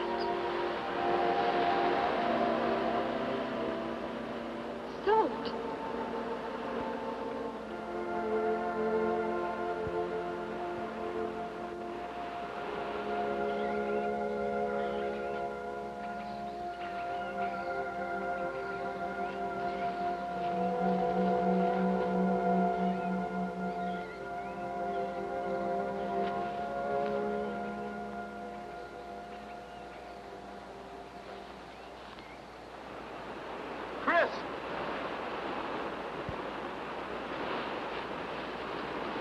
I found it. Found what? A boat.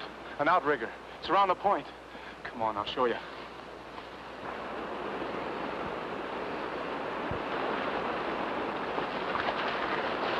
There. We can make any place we want to in this. We'll easily make Arrow 2. The mast is broken. We'll have to find a new one.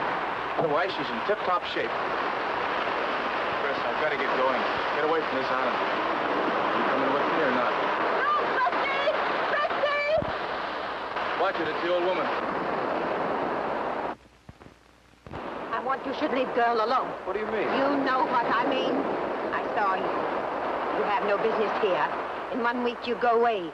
Till boat comes, you leave girl alone. What is all this? You bring trouble, both of you. God put to Seaside. And you bring back much trouble.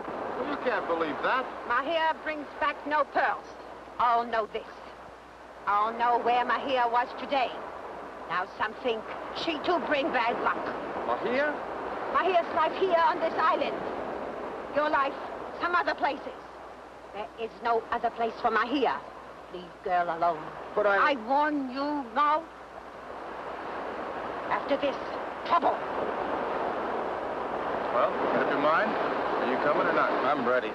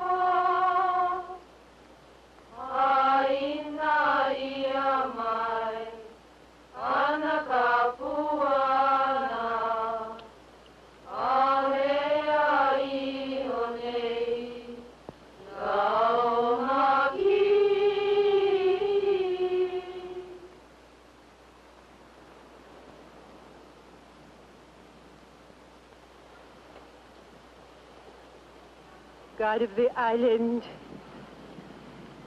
Lord of our sea, give us a sign. God of the old people who are here before us, God of the land sunk beneath the sea, visit not your anger upon us. Tangaroa, take our sin away from us. Deliver us from your anger. We are humble, Tangaroa. Give us a sign.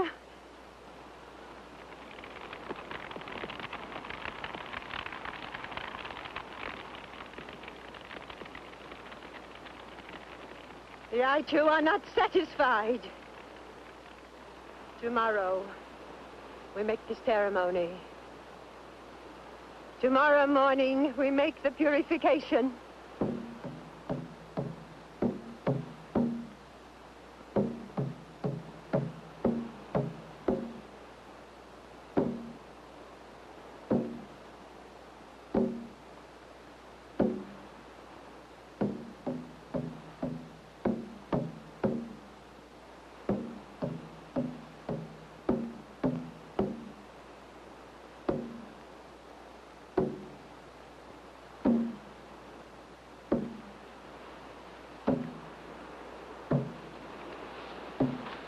What's going on here? What was all that? I too angry. We have sinned. I too? Spirits of the dead. Dead? There are no dead here. There are many. Tangaroa has many I too. Other man with you, he there now. He I too. When Tangaroa hungry, I too call to us. We go tomorrow. Go where? To him. We bring gift. We swim out. I thought you didn't go there. You said the water was dangerous. And the sharks. The shark is God. But you could be killed. God, hungry. Oh, that's insane. You can't go. No, Chris. Mahia bad. Mahia bring bad luck to everybody. Mahia makes God's angry. Mahia, go!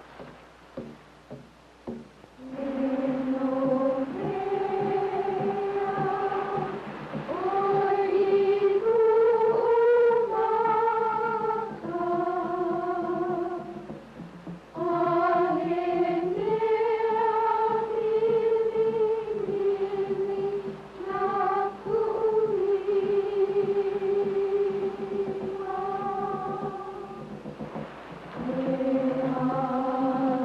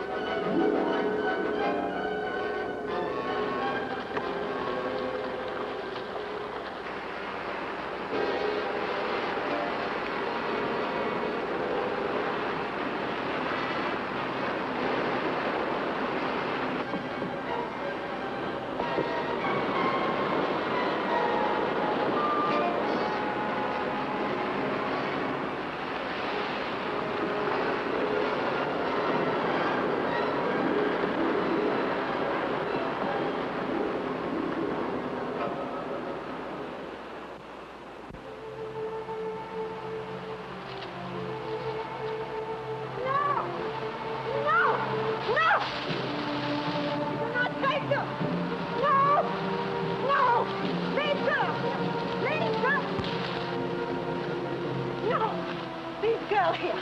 No, do not take girl. She belongs to Tangaroa. Let me by. I warn you, Tangaroa, not forgive. Let me by. Bring me water and dry clothes. Do you understand? No, tabu. Is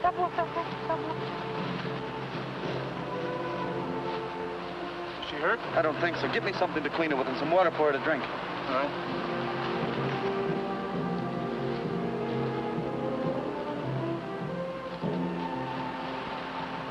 Chris. Rest now.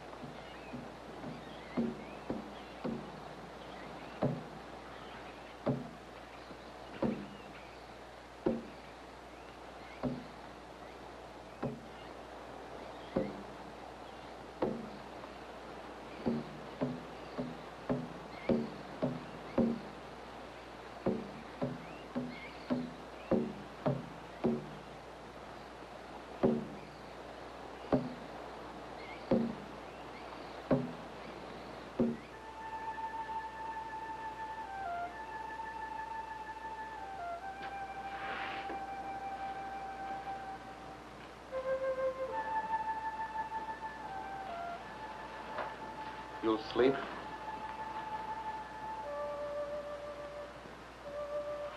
Mahia, will you go away with me? Go?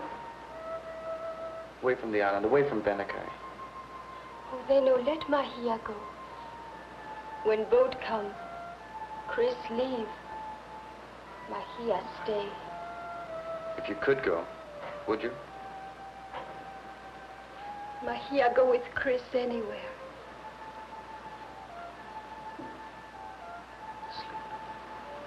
Chris leave? I'll be back in a little while.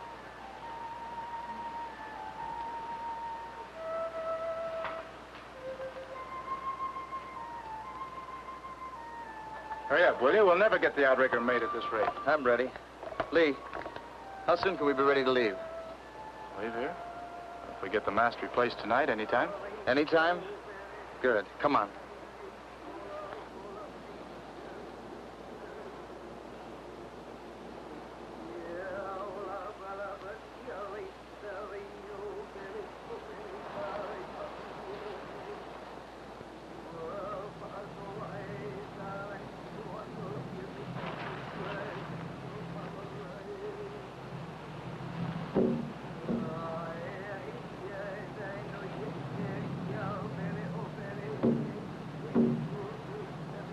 I hid it in here.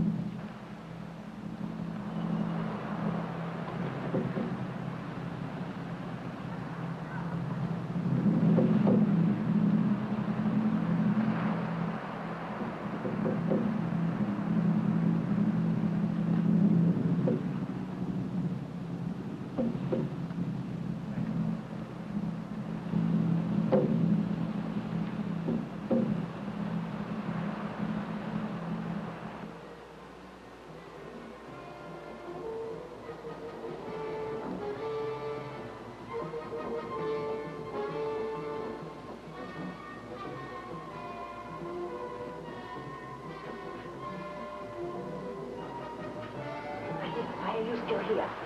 You can't stay here. Come back now, Mahia. Come back now, there will be trouble. No. Come back now, tonight. Listen to me. The Americans are bad. The police are coming for them in the morning. There will be trouble. You cannot stay here. You must come with me now. No, I don't believe you. If you don't come, I'll take you.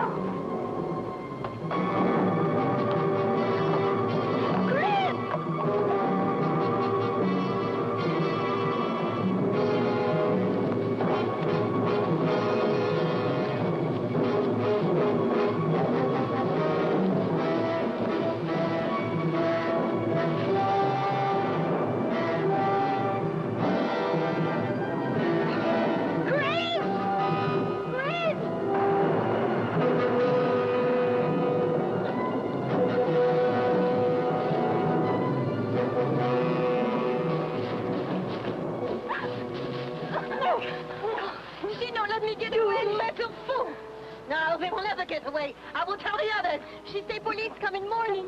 Go. Let's get out of here. No, Kiko. No. You don't take me. No. No, no. No. Maria. No.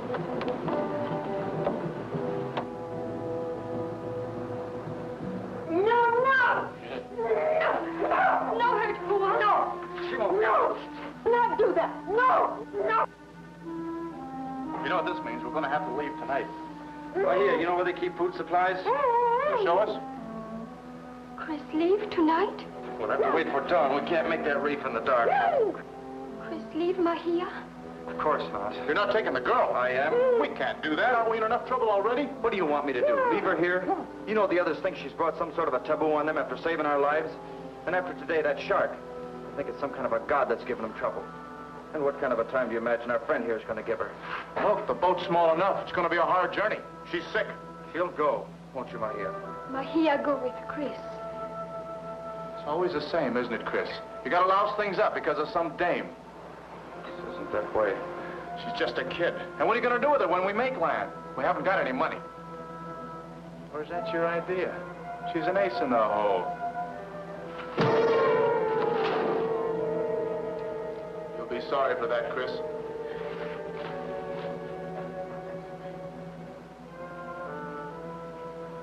We'd better get some supplies. Is there a map or anything on the island? Show us where to go? Map in office. Show Island. All right, you get the food and water. I'll get the map. You want me to go with you? No, there's not enough time. It's nearly dawn now. You load the boat. I'll take whatever's useful from the office. What about her? If we leave her, she'll warn the others. There's only one thing to do. No hurt, poor. We'll have to take her with us. It's the only thing we can do. All right. We'll put her in the boat, too.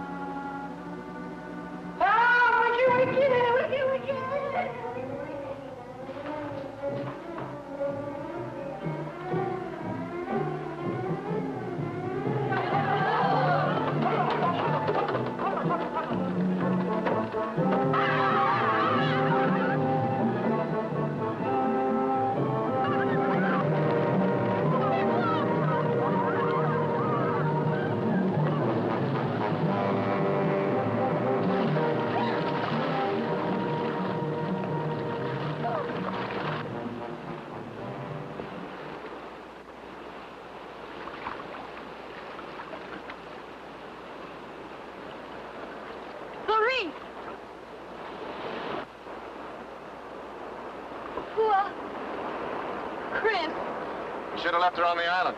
I told you that. I didn't know what was going to happen. I thought we'd get away without any trouble. Untie poor Chris. Might as well.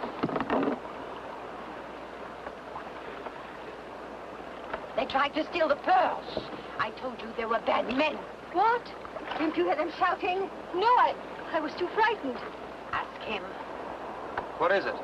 She say you tried to take pearls. She hear them call after you. Take pearls? You're out of your mind. I haven't any pearls. This is all I took. Give me the map. Shortest route to Rara 2 is past the big island. They'll be looking for us. We'll have to find someplace and wait. And where do you suggest waiting? We can't go ahead, and we sure can't go back. There's only one place left. The reef. We can't spend all day in that rough water. Part of the reef rises above the water. We'll land there and wait. They will kill us. You cannot land boat on those rocks. We've got to. It's our only chance. We'll have to try it.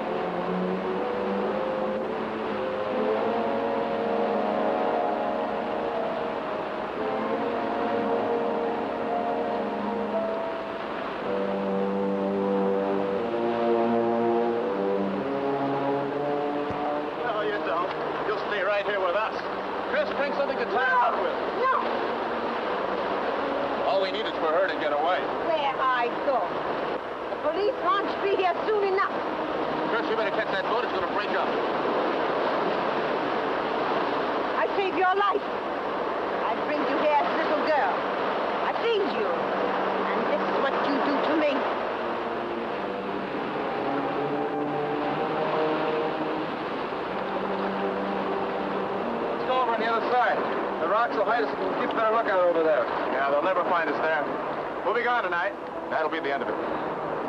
Words?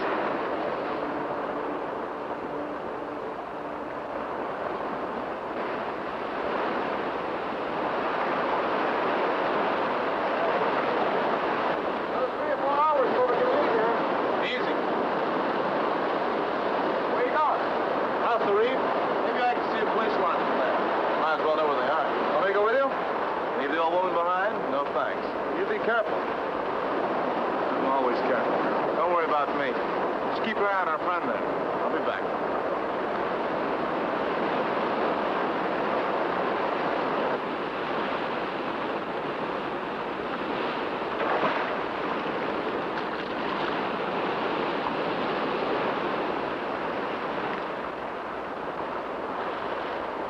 What's the matter? Are you afraid? What is it? Why you run from police? Why you afraid of them? It's a long story. Chris do something bad? It's Lee. He got into a scrape. Scrape? He was caught smuggling guns. He hit a man and the man died. But you afraid too. He came to me to help him. That was my boat that was wrecked. He has some friends in Rara 2 that'll help him. The police will never find him there. Chris, Lee your brother, but he not like you. I've got to help him.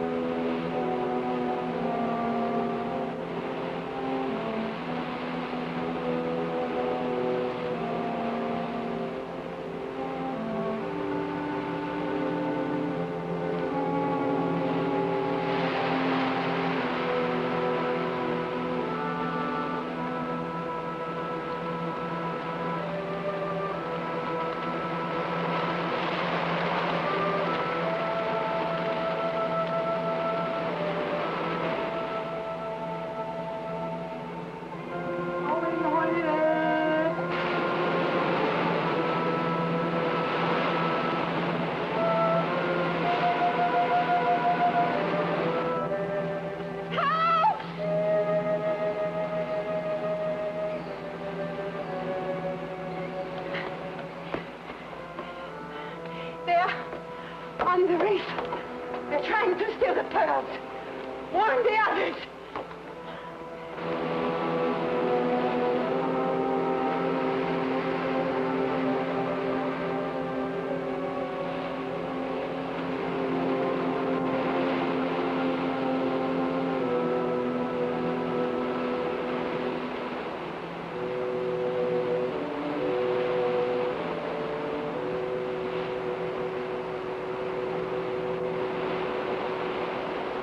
Woman, where is she? You let her get away. She'll have the whole island after us. Come on, let's get out of here. We can't leave before dark. Police boat will see us. That's a chance we'll have to take. If we stay here, we haven't any chance. What's this? Where did you get these? Where do you think I got them? You went back there. Why not? We're broke. What do we got to live on? Those we won't have to worry for a long, long time. Nobody see you? Nobody try stop you? Nobody? Nobody? What are you trying to do, cross-examine me? But there's always somebody guarding storehouse. You did not see her? All right, I saw her. And she didn't try to stop you. You won't be stopping anybody for a long time. It always ends up like this, doesn't it, Lee? What was I supposed to do? Surrender to some old woman? Let's take those pearls and get out of here. We can't go on running forever, Lee. Right?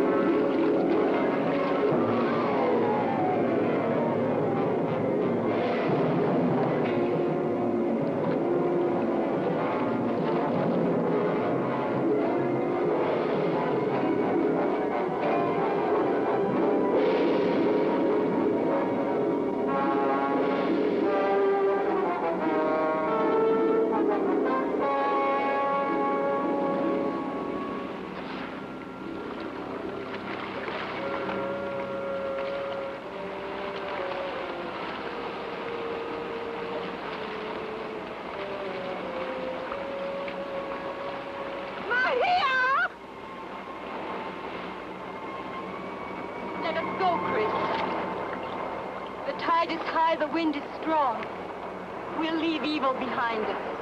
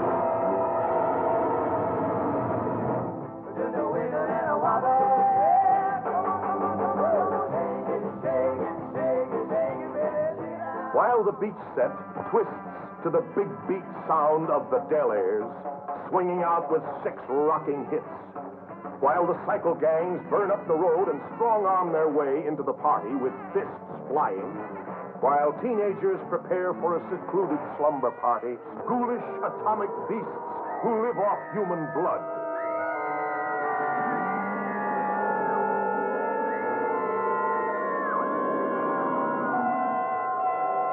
Again and again, the fiendish monsters struck like nothing that ever stalked this earth.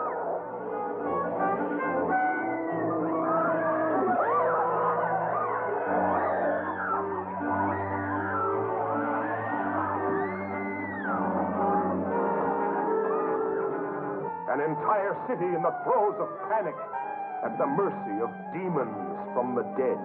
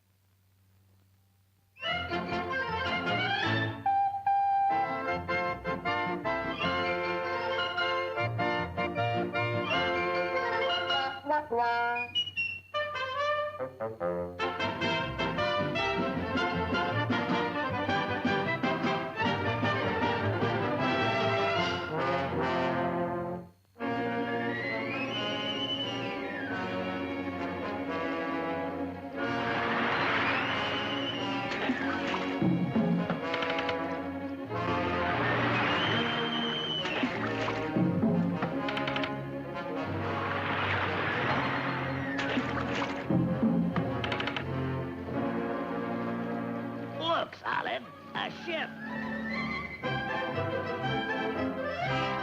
Oh, Popeye! Now I can go home and watch television.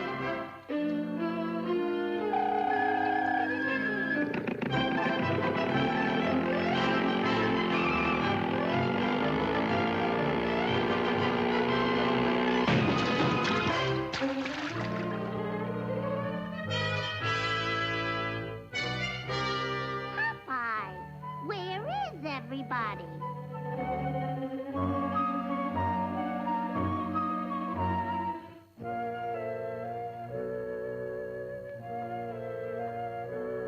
Ahoy! Any swabs aboard? You! Anybody home? Blimey, mateys! We've been boarded!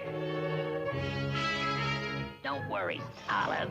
I can get us back to civilization. Back to civilization? After all these years? They can't do this to us. I say, we've got to get rid of them.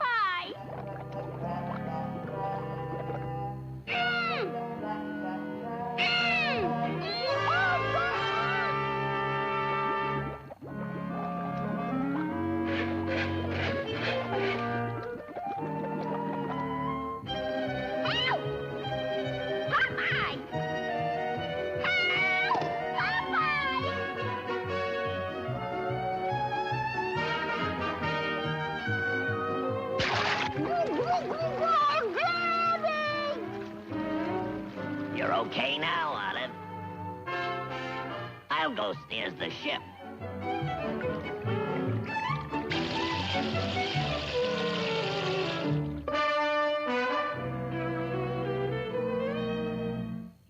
There's something very fishy about this ship.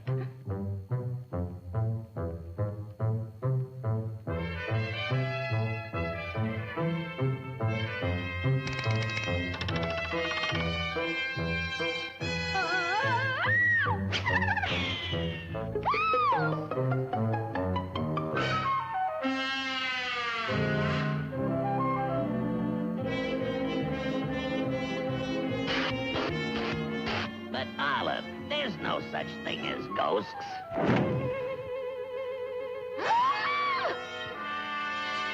Ow, ow, ooh, ow, stop.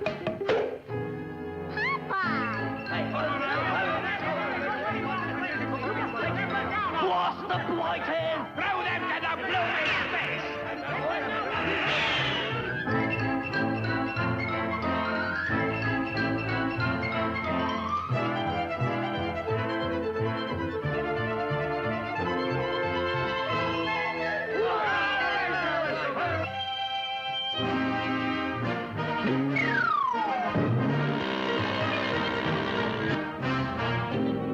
The blight is gone. He's disappeared, he has.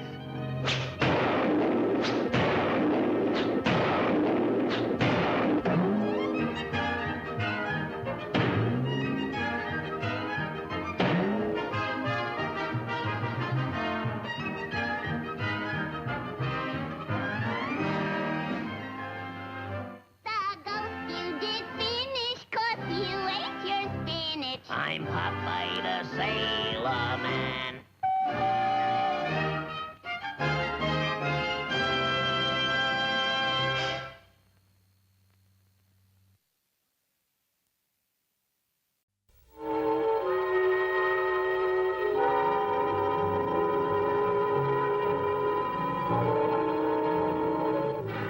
No one will ever love you more than I do. Can a man step away from his past into a future free from fear?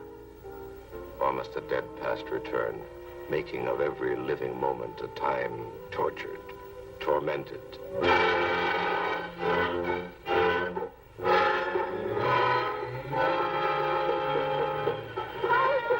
Tormented, holding you spellbound for the she-ghost of Haunted Island.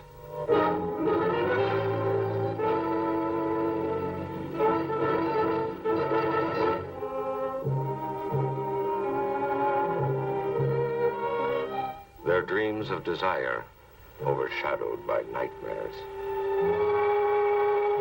Can a dead love's lust destroy a man? Or can a man defy the she-ghost of Haunted Island? It's going to be just as though you never existed. I'm going to marry Meg.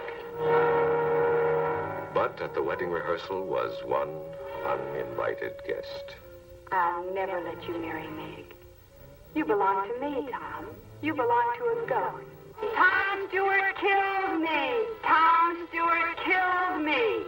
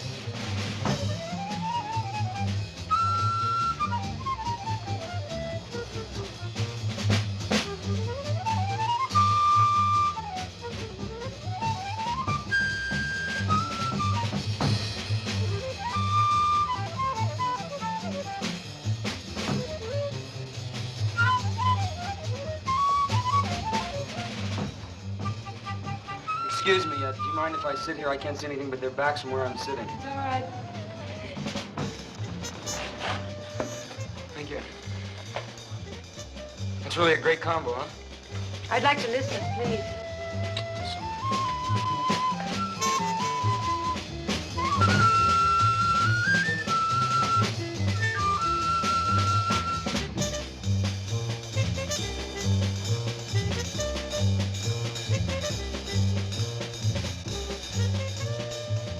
That's real fine music, isn't it? Yes, I like it. You mind if I buy you a drink? No, thank you. I'd like to. No, thank you.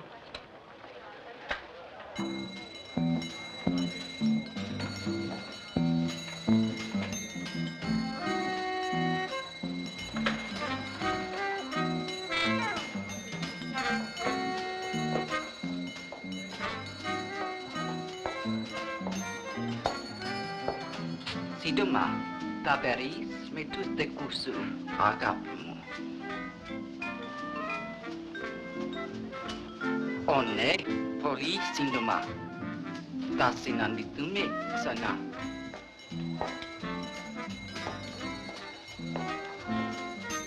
Who was that woman? I don't know. Well, what did she say to you? Nothing. Would you pay my check for me, please? Thank you. Hey, wait a minute.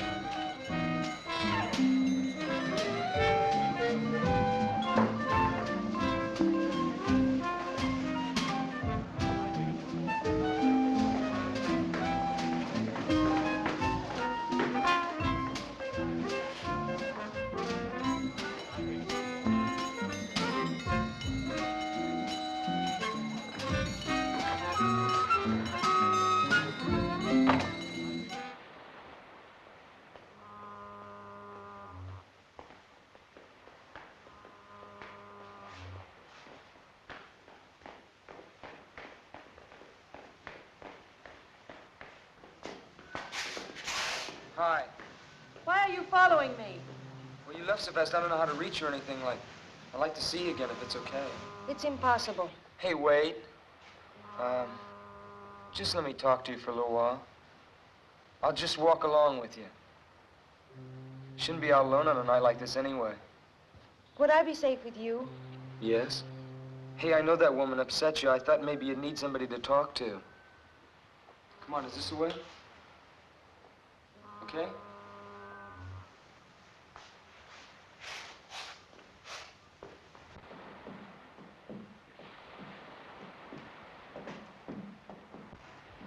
Here's where I live. It's a merry-go-round. Mm-hmm.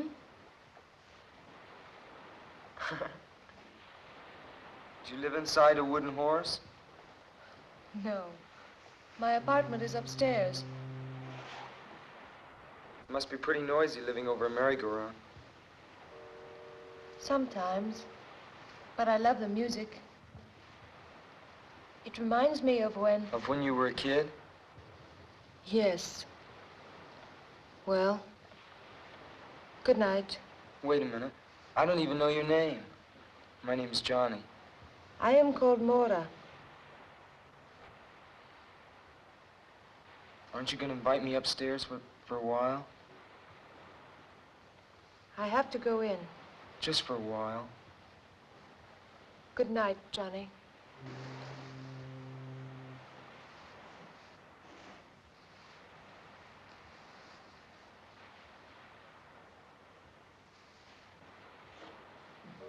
Hey, Mora. Well, can I see you tomorrow? Please? All right. I'll fix breakfast for you. Okay, what time? Around 11. Okay, I'll be here at 11. Good night. Night.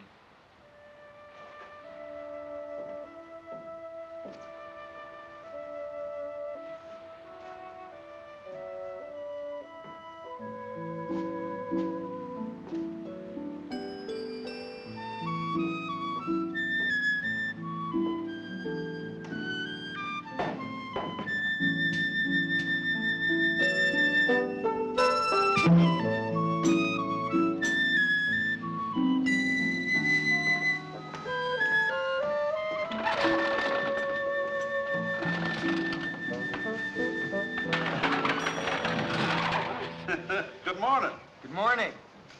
You opening up the merry-go-round already? Sure am. Sunday's our big day. Those look like beautiful horses. Do you mind if I look at them? Sure, go right ahead, son. Thank you. Don't cost nothing to look. Them horses are all hand-carved. Imported from Bavaria. Most people don't notice how special they are. They're the finest in the country. Morning, Dad. Good morning, Ellen. Just showing this young man here what fine horses we got. Oh, excuse me. This is my granddaughter, Ellen. Hello. Hello. What's your name, son? Johnny Drake. How are you?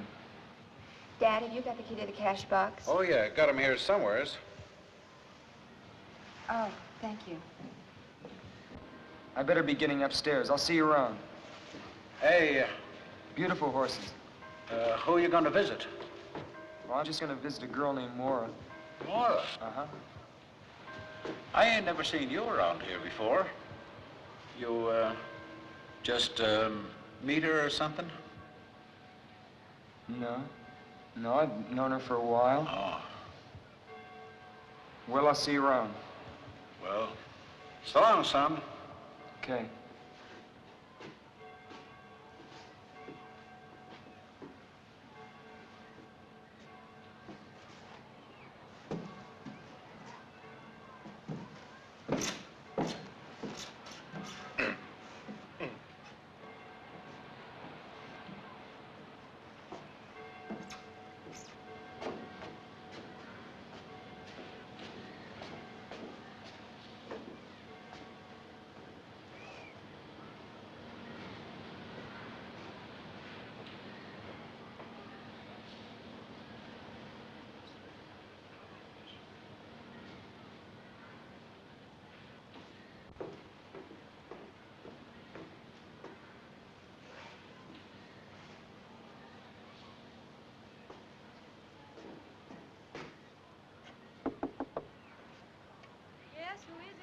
Me, Johnny.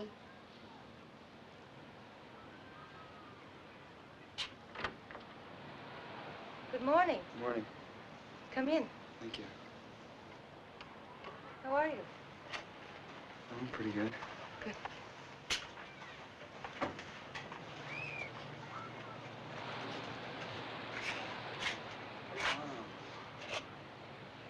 This is quite a place you got here. Thank you. I collect things from the ocean. Yeah, so I see. Can I take your hat? Oh, thank you. Are you hungry? Yeah, I'm starving. Good. Breakfast is ready. I have it on the balcony. Okay. Come on. Where's the balcony? Right here. Oh.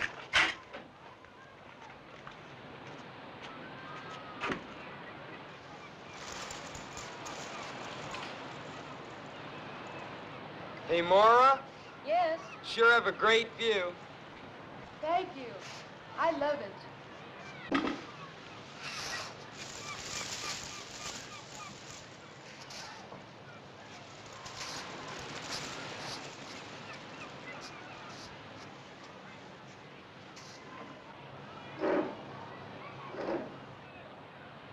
Let's make a toast. All right. To you and me, and to the beautiful Pacific. To us, Johnny.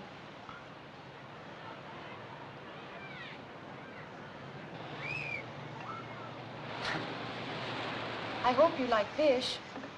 I found these wonderful fresh mackerel this morning.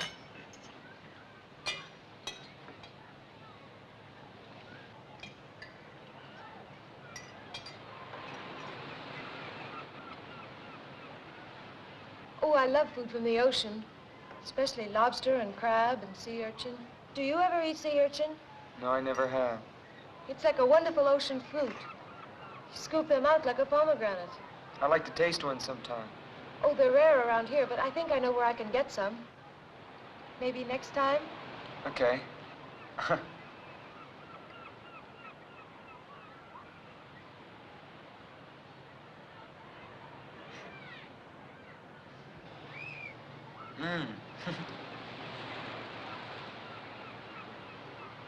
What do you do? I mean, do you work or what? Yes, I work. In fact, I have to work today. On Sunday? What do you do? When I told you my name, hadn't you ever heard it before? No, I don't think so. Well, I work on the amusement pier. I'm an attraction. What are you, a dancer? No. They throw baseballs at you. Don't they? No, really, don't they? No. My job isn't dangerous. I give up. What do you do? I'm a mermaid. You're a what? A mermaid. Half woman, half fish. I don't get it. Oh, it's very simple. I wear an artificial fishtail, and I lie in a tank that looks like it's filled with water. And people pay 25 cents and come and look at me. And that's how I make my living. Don't you ever get tired of it? Sometimes. But it's restful anyway. I told you about myself. What about you? Me, I'm a member of the U.S. Navy. You really want to know? Yes. Well, my mother, my father left my mother and I when I was very young. So I became very close to my mother. And I've always wanted to see the world, and I never had a chance to. I couldn't. Then my mother fell ill and died. So I figured the easiest way to get out of Denver, Colorado was to join the Navy, see the world. But I haven't seen any of it yet. You will. I hope so.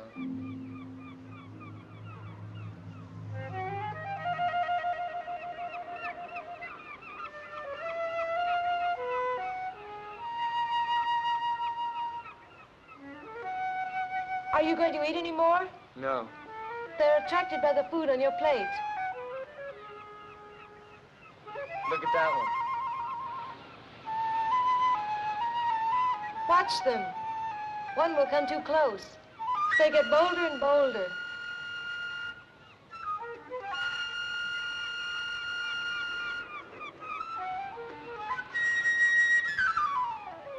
Hey. Wow. I won't hurt you. Surprised you, didn't I? Where did you ever learn to do something like that? I don't remember. Probably on the island where I was born. Huh. There, don't be afraid, little bird. I won't hurt you. Sweet bird, don't be afraid.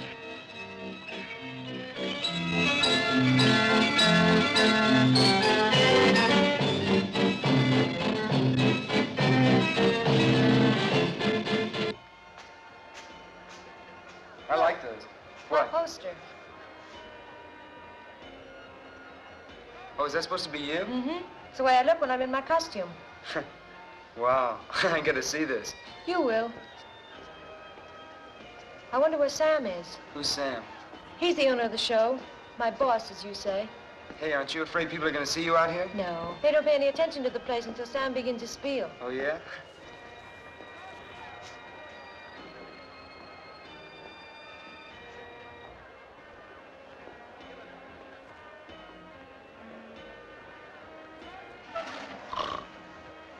Caught you, Captain Murdoch. I beg your pardon. Oh, I was just thinking, my dear. Yes, I was merely contemplating some important matters in the quiet peace of the summer afternoon. Why are you so late? I'm not late enough to make any difference. Run along now and get ready, will you? Oh, I will, but I want to introduce a friend of mine. This is Johnny Drake, Captain Murdoch. How do you do? How are you? Hurry along now. I'll be warming up the amplifier. All right. I'm going to put my costume on. I'll call you when I'm ready. Hey, you're not going to be long, are you? No. Okay. Whew, sure is a hot day today, isn't it? Yes, it is, quite. That right over there must really shake you up. You ever tried it? No, looking at it all day is enough for me. Tell me, young man, you've been sailing the seas for how long? Oh, not long at all. I've only gone as far as the Hawaiian Islands. I'm stationed down in Pedro. Oh, that's a pity. That's a pity. I thought we might reminisce. You know, compare notes as one seaman to another. You know, I'm retired from His Majesty's service. Oh, you mean the English Navy? Precisely, the English Navy. Later on, I became captain of my own ship. That's how I found her, on one of my voyages. You mean Mora? Yes, well, perhaps she's told you all about it. No, she hasn't. She told me something about coming from an island. You know, you might be interested in that story. It's a very unusual one. Now, why don't you come and visit me sometime? Well, listen, maybe I can come down some weekend when I have liberty. Yes, no hurry at all. But I tell you what, I'll give you my card. I live in Venice. It's not as grand as its Italian namesake, but it has a certain charm, nevertheless. Captain Samuel Murdoch. Yes. I'm ready, Johnny. Oh, well, I'll see you around. Yes, goodbye. Bye.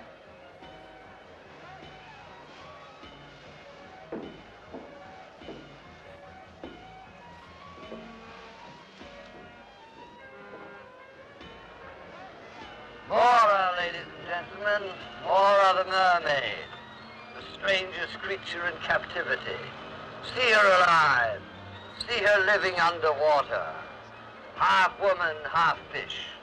The strangest creature in captivity. For 25 cents, ladies and gentlemen. $0.25. The thrill of your life. Only 25 cents for Mora the mermaid.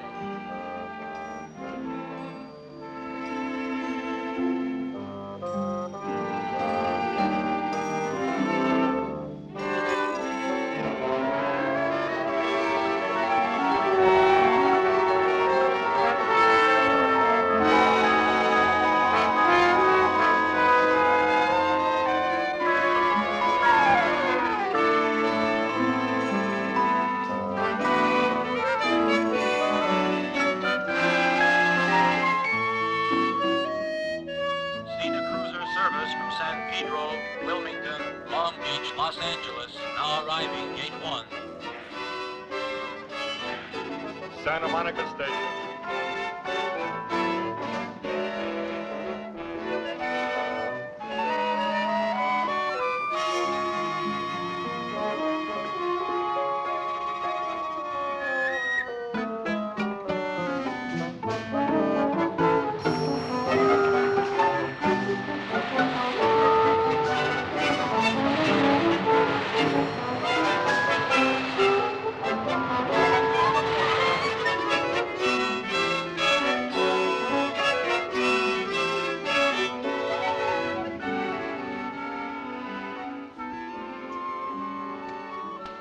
Well, good night.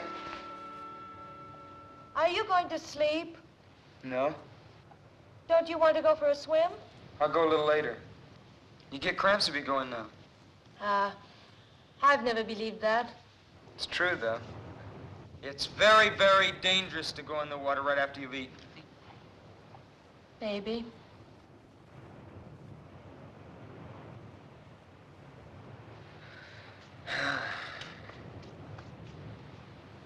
Hey, Moore, what's with this Sam character? Sam? Yeah.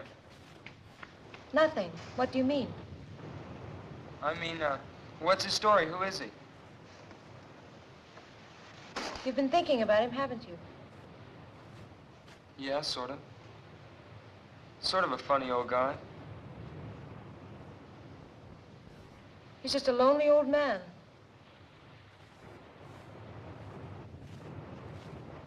Do you know him very well? Quite well. He's my employer. Sometimes I think my only friend. He's your only friend? What about me? Of course, you. You don't know me very well. Maybe after you get to know me. I think I know you pretty well. On our third meeting? No. But I'd like you to know me better. I'm not afraid of that. Why should you be afraid? Tell me, did Sam say anything to you about me? He said that he found you on some island. Yes, he did. He found me as an orphan on the island of Mykonos. I was just a child, and he adopted me. You mean he's your, My guardian. He's been like a father to me. I owe him everything. I'm sorry, I didn't even realize. If I said anything unkind about him, I'm sorry. That's all right. I know that he's a strange man. But he's been so good to me, and I'm grateful. And I know you can understand that because of what you told me about your mother. Would you like some more coffee? I love some.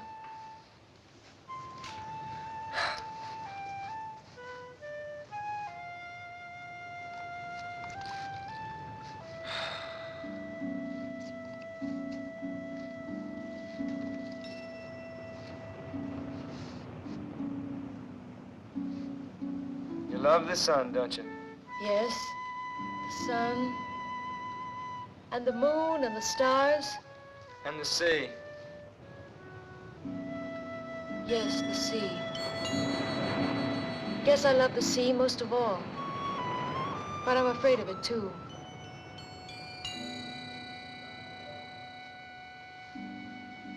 Guess we're all a little afraid of what we love.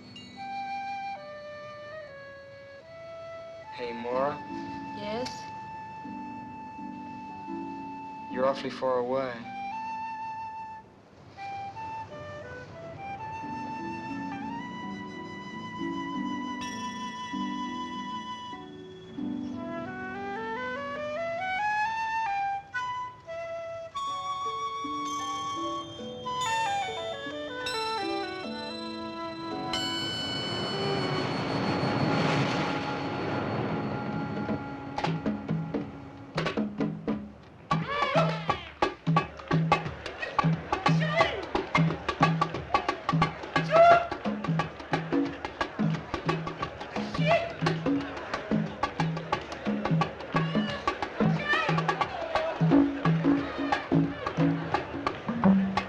Hey, Maura, you gonna dance for us?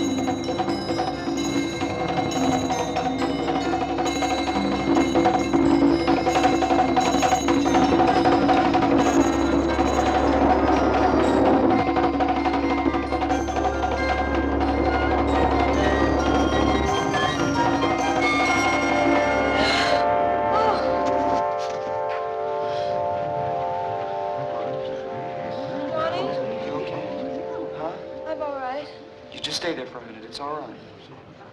You okay? Yes. Could you get back a little? You okay? Yes. It was that woman, wasn't it? Huh? What woman?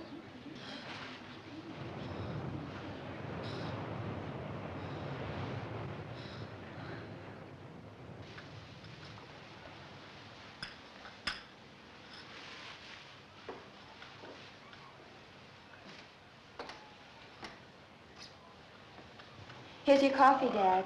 Thank you, dear.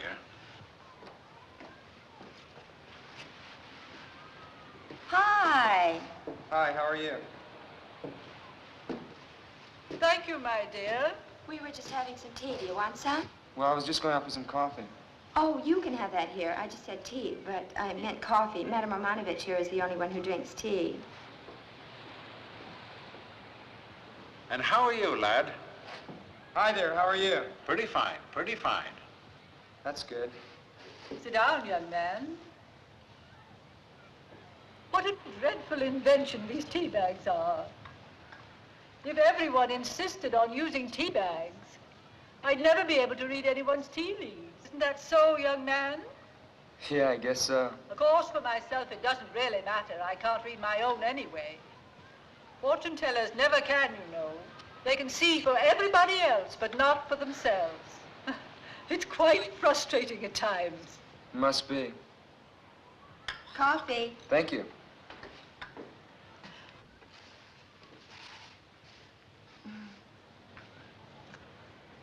How long you been in the Navy? Just a little over a year. What part of the country are you from? I'm from Denver, Colorado. Now, this is my first time out on the coast. Oh, then you are a visitor in our midst. Yeah, I guess you could call me that. I like it out here. When I get out of the Navy, I'd like to locate out here. Hello, folks. Oh, hello. Dad, it's Lieutenant Henderson. Oh, how are you, Lieutenant? Fine. Would you like a cup of coffee? No, thank you, I can't. You haven't seen anything new or unusual, have you? No, I haven't. Have you, Dad? No. How's things with you, Lieutenant? You come across any new clues? Maybe. We're not quite sure about it yet, though. There's not very much to go on. It's nice to know you ain't just given up. Well, I'd better be on my way. See you all again soon. Well, bye, Lieutenant. Bye. What was that all about? That was Lieutenant Henderson of the Venice Police. He was asking us about Maura. Maura, what about her? You're a stranger here, and I guess you don't know what everybody here knows. Ellen, dear, you're meddling. But I think you ought to know. I think somebody ought to tell him. Don't you, Dad? Why, sure. Certainly ain't no secret. In the past 2 years, Maura's had 2 boyfriends, and they're both dead now. Well, do the police think that had something to do with her? Nothing's been proved. No, not yet. But don't you think the fact that it's happened twice is enough? They were both nice boys. They went around with her. Then suddenly, they disappear. A few days later, their bodies are found, washed up on shore, drowned. Nevertheless, my dear, there wasn't a shred of evidence that it wasn't simply a most unfortunate coincidence. The police haven't been able to make a single arrest. I know, but if she didn't cause their deaths, then she brings bad luck, and that's almost as bad. I bet she didn't tell you about those boys, did she?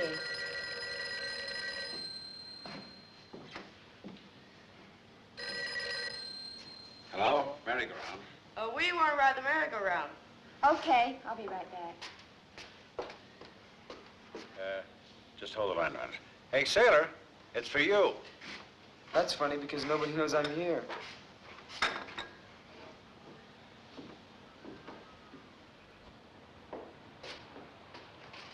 Hello? Hello? Hello?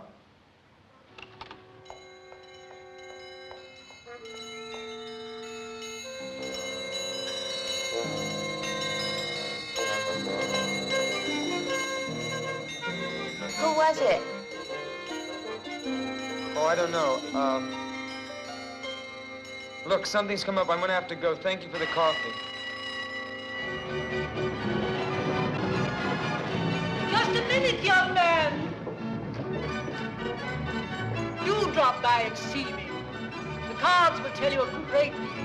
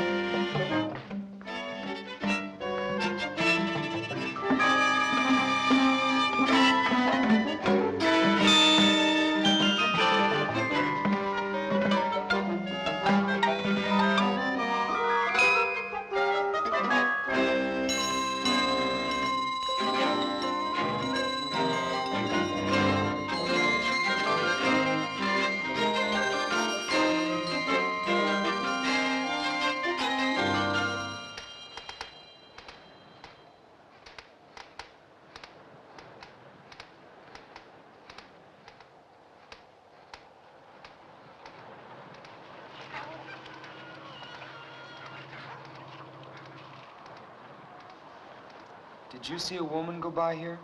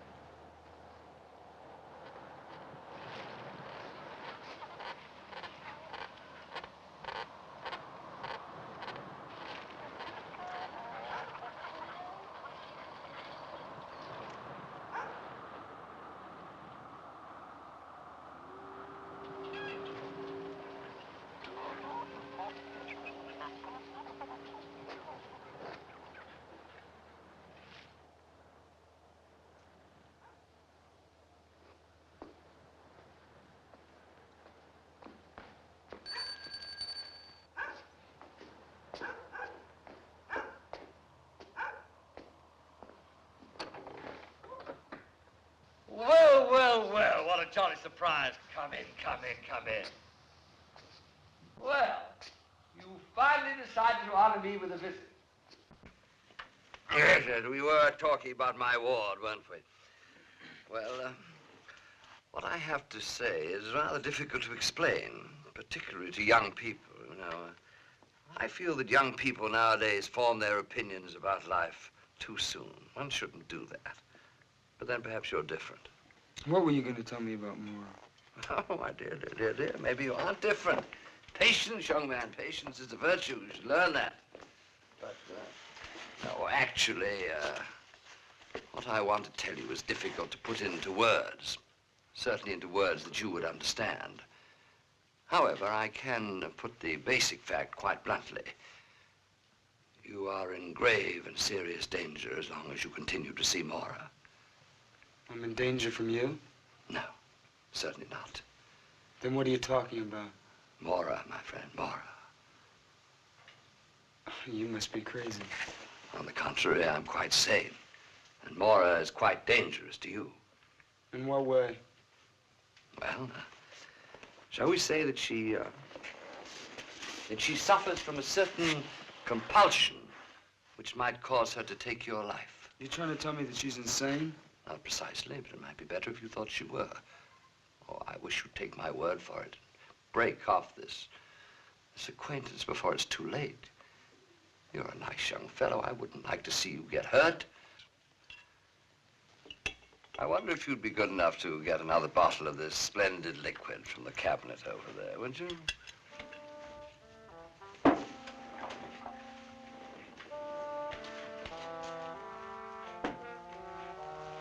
Well, while you're there, you might turn on the light. It seems to be getting a bit dark in here.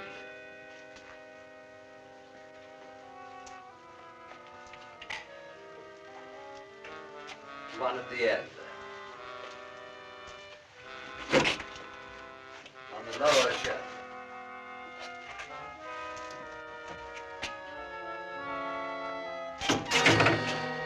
Well, don't be alarmed. That's just a little Arabian souvenir.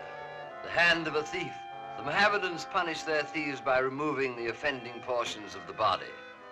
Rather gruesome, but logical, don't you think? How did you ever get that?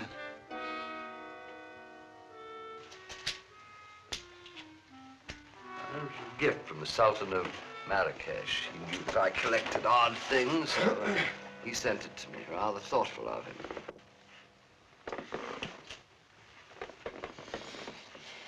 Yeah. That's very interesting. Have another? You hit that stuff pretty hard, huh? Well, it may seem that way to your young eyes, but at my age, one needs a little stimulant. You'll find that out later on. You were going to tell me some more about Mora. Oh, yes, so I was. Well, you've read the Greek myths, haven't you? No, I haven't. You certainly know the legend of the sirens, who in ancient days used to lure seafaring men to their destruction. Yeah, I've sort of heard of them. Well, the sirens were a strange race of sea people, half human, half creatures of the sea. The female of the species were known popularly as mermaids. That means women of the sea. It's like that act you and Moore put on. Exactly. But that's a fake, isn't it? A sideshow illusion. You wouldn't believe that they actually exist, would you? No. No, I wouldn't. Well, let me tell you, young man, that things happen in this world never dreamt of in your philosophy. Where do you think myths come from? Do you think they're just made up? No, they spring from truth. Ancient truth. Living truth. What does this have to do with Mora? She was a sweet little thing. She lived here with me. Up there. That was her room. Behind that door. I found her on an island. I didn't know then what she was to become. Become? I didn't know then that she belonged to that ancient race. She's a monster. And if you don't stop seeing her, I warned you. That's all I can do. Look, just tell me one thing. Captain Murdoch, there's a woman that's been bothering Mora. Now, I think she's here. I just want to talk to her, that's all. Woman? There isn't any woman. I'm all alone. Captain Murdoch. Captain Murdoch! Sir.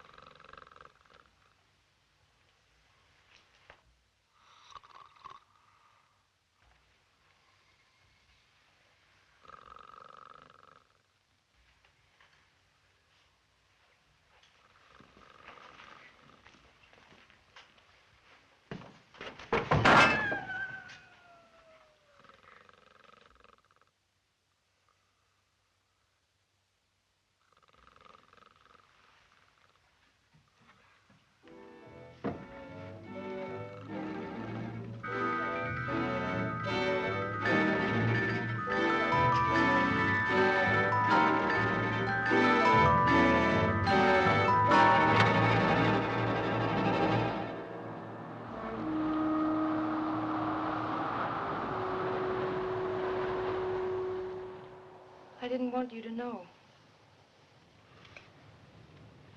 It was right of him to tell you, but I didn't want you to know.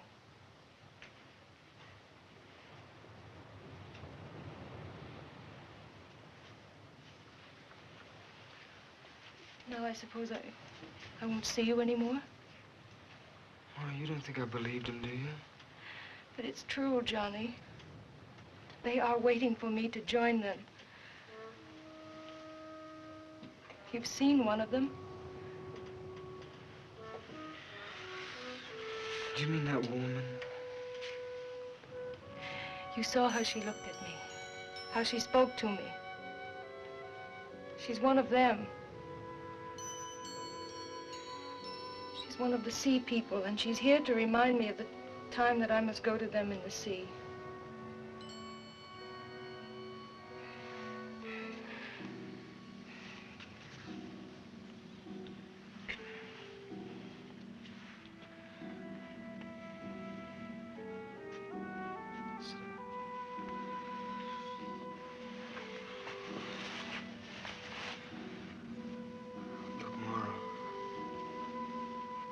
I don't know how or where you got these ideas, but they're wrong. You see, these things don't happen. Oh, Johnny, if only they didn't. If only they couldn't happen. You Americans have such a simple view of the world. You think that everything can be seen and touched and weighed and measured. You think you've discovered reality, but you don't even know what it is. Then you mean that everything Sam told me is the truth? Almost everything. Will you just tell me how you know?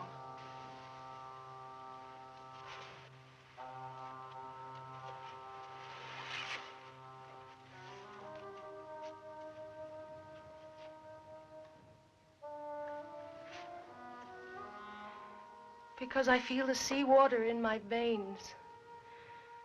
Because I listen to the roar of the sea and it speaks to me like a mother's voice. The tide pulls at my heart. And the face of the moon fills my soul with a strange longing. More? I don't understand.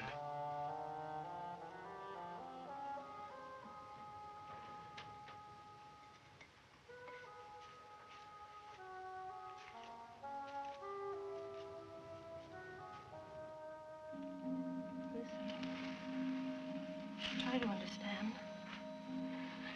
And forgive me.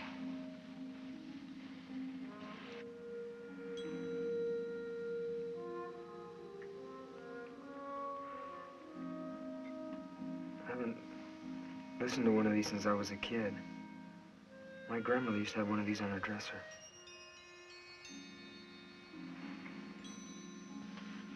It does sound like the ocean, doesn't it?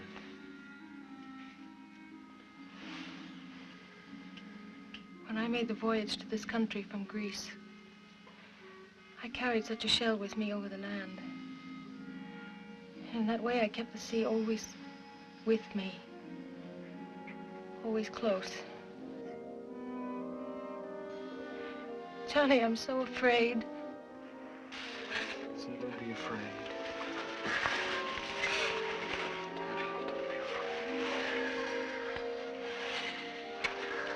Look, I don't know what this is all about, you see. I don't know what it's all about. But I know that I'm here and that we'll work this out. Hold me. Hold me.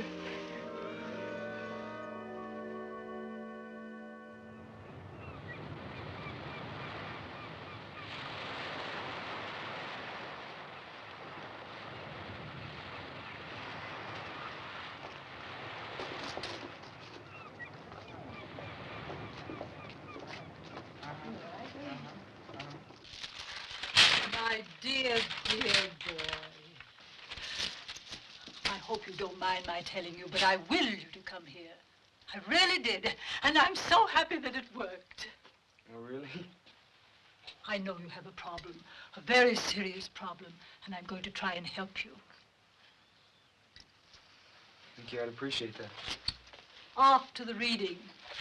After the reading is time enough to thank me. How much does a reading cost? We'll try for $2. You can afford that, can't you? Oh, sure, that's fine.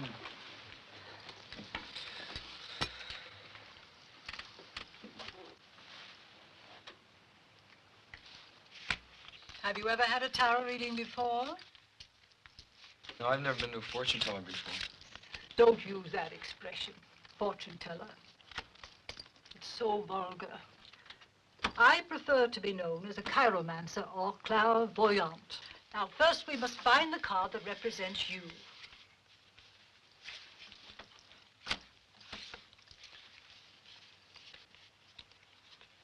If you've never had a tarot reading before, you've probably never seen cards that look like these. No, I haven't. Our modern deck of playing cards is based on these, but most of the symbolical cards have been left out. Here you are, the Knight of Cups. Why is that me? Because this card represents a fair young man, innocent and searching.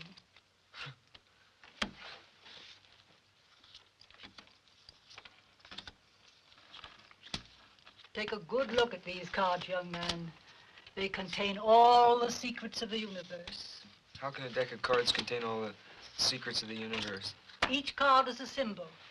Linked together properly, the total of all these symbols contains the total of man's knowledge. Yeah, it's like putting a message into a code. Exactly. Now, this is what crosses you. This is what crowns you. This is what is beneath you.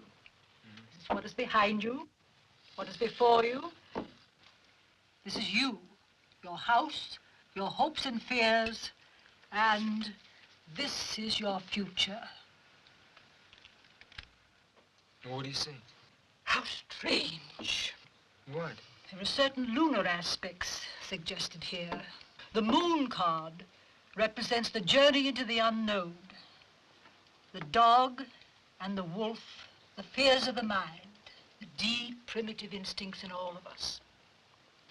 You see, the crab is attempting to climb out of the water onto the land, but it almost always sinks back again. What does that mean? Don't be impatient. I don't like to make a mistake. A mistake in this profession can be disastrous. You see, the lunar card is most unhappily placed next to the card known as the Hanged Man. What does the hangman mean? Ah, this is a card of profound significance. The figure shows life in suspension. It has often falsely been called a card of martyrdom, but martyrdom involves suffering. And if you will look closely at the face of the figure, you will see that it expresses deep entrancement. This card shows that a great awakening is possible and reminds one that after the sacred mystery of death, there is the glorious mystery of resurrection. Well, is that good or bad? My dear boy, the cards don't lend themselves to oversimplification. Well, what about Mora? I'm afraid she's caught in a vortex of evil. And you, it saddens me to tell you, but you are in danger, grave danger. What kind of danger? Now, that is a question you do not need to ask me. The answer lies already in your heart.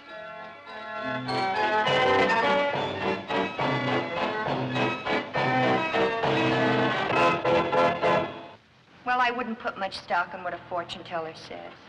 I don't. It's just when you keep hearing things over and over again, you start believing it after a while. You said some things about Mora. What do you really know about her? Oh, I've been sorry about what I said the other afternoon.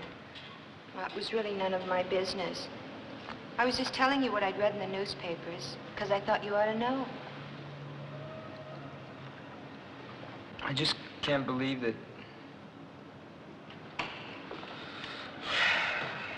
Are you in love with her? Yes. It's a funny thing about love. It can happen very suddenly, you know what I mean? Like when you're lonely, or when you've been looking for someone. I don't know what to do for Mora. See, she believes it too. Believes what? That she killed those boys? No. I can't explain. Well, try not to worry about it. Why, maybe things will turn out better than you think. You want some more coffee? I'm gonna go for a walk. Get some time to kill before Mora gets home. Is she, working? Yeah. Well, Ellen. It is Ellen, isn't it? Uh-huh. I didn't think you'd remember. Johnny. Well, thanks for listening to me. It's sort of hard sometimes when you don't have anybody to talk things over with. I know. Maybe you'll come around again soon, huh? Yeah. Okay. I'll see you later. Okay. Bye, Johnny.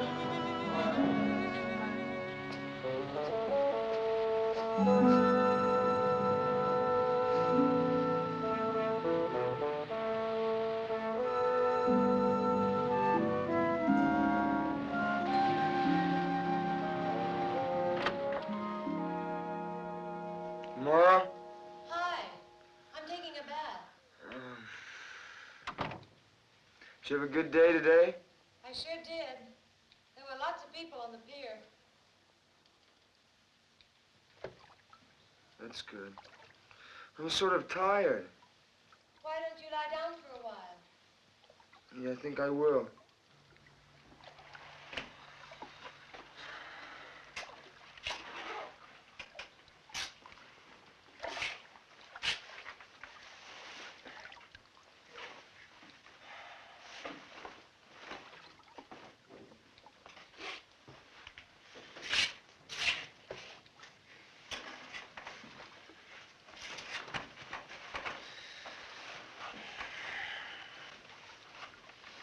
You gonna be in there long? No, not long. Okay. That's good. I'm anxious to see you.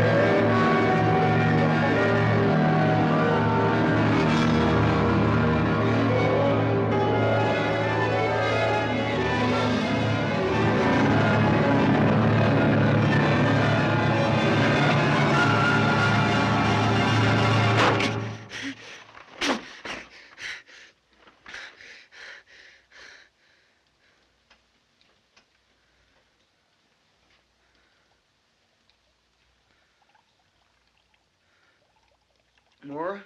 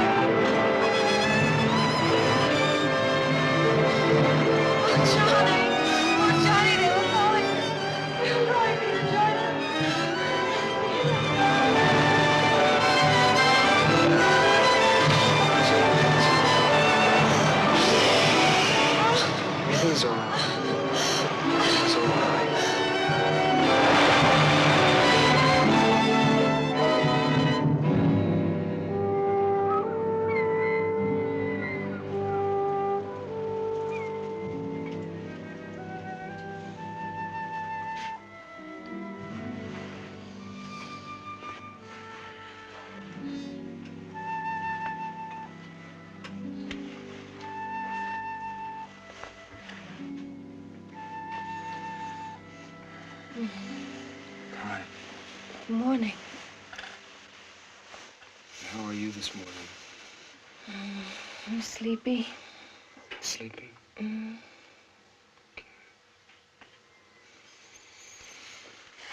Should I make you breakfast? No, you stay in bed.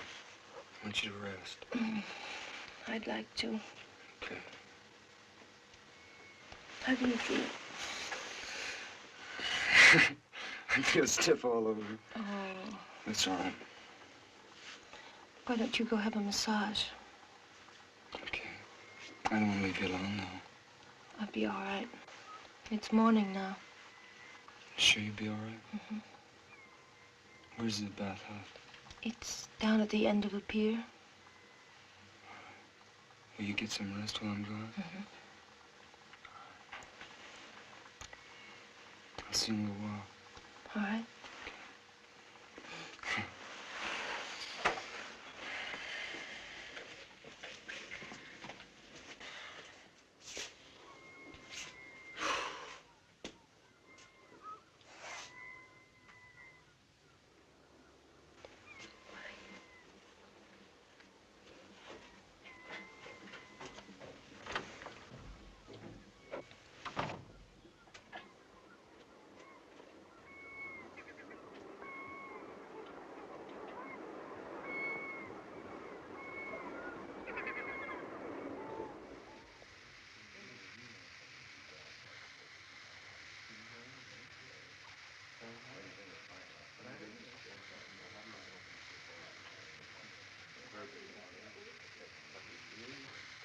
Hey, you all tied up in knots, kid. What's the matter? Girlfriend ain't treating you all right? No, it's just... I'm just a little tense, that's all, I guess. We put you in good shape. Well, fancy seeing you here. What a delightful surprise. Hi. And how are you today, Bruno? Oh, Captain, you want me to pound you later? No, am I likely to forego a pleasure like that? By the way, Johnny, I hope you haven't forgotten the conversation we had the other day. I've been really worried about you, you know. Really? Yes, really. Tell me something. Has Maura been acting a little odd recently? No. Sure now, you're telling me the truth? Well, it doesn't matter. It's just that I want to give you a bit of advice. You must be especially careful now at the time of the full moon. Because that's when the tides pull the strongest. As I said, a word to the wise. What are you trying to... Donnie, I've been thinking about last night. And I've decided that I must have been walking in my sleep. But I don't want to talk about it. I'm going to forget it. You know, that's the best thing I've heard you say. We'll just forget about it, all right? That's what I've been trying to get you to do, you know. I know. All right, we'll forget about it. All right. Yeah. And so what are you doing? Cleaning the diving equipment. I was looking at the calendar and I noticed that the moon was full. And I realized that the tides will be just perfect at a certain place I know. And I thought we could go diving there this afternoon.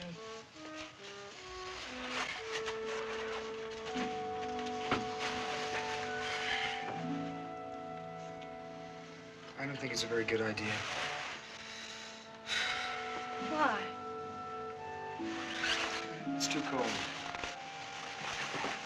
The water is warm. I just don't think it's a good idea. I think you should rest. I don't want to rest, Johnny. I feel fine. You're here such a short time on the weekends, and I have the whole week to rest when you go. Please go with me. All right. Where do you want to go diving? It's not far from here. You'll see.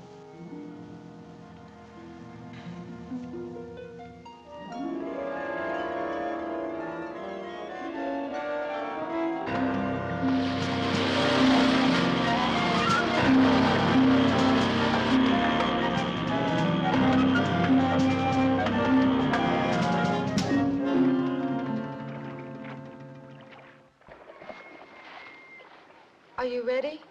How do you know where we are? Because I've been here before.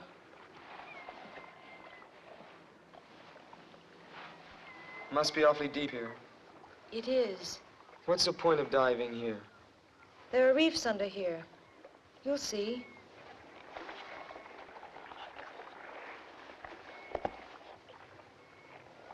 Johnny, What? stay close to me. We mustn't become separated.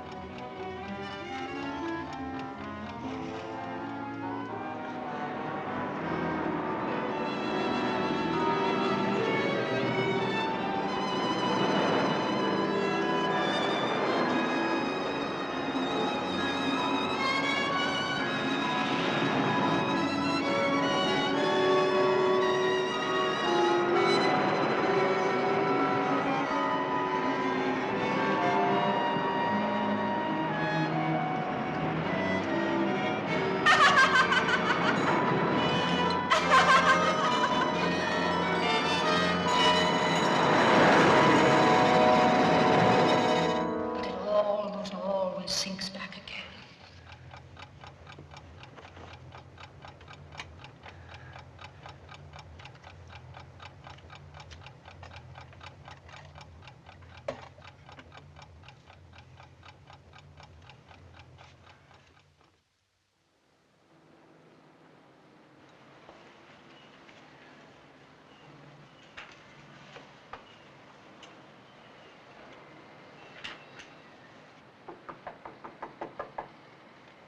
Who is it? Room service, read papers. Just leave him outside.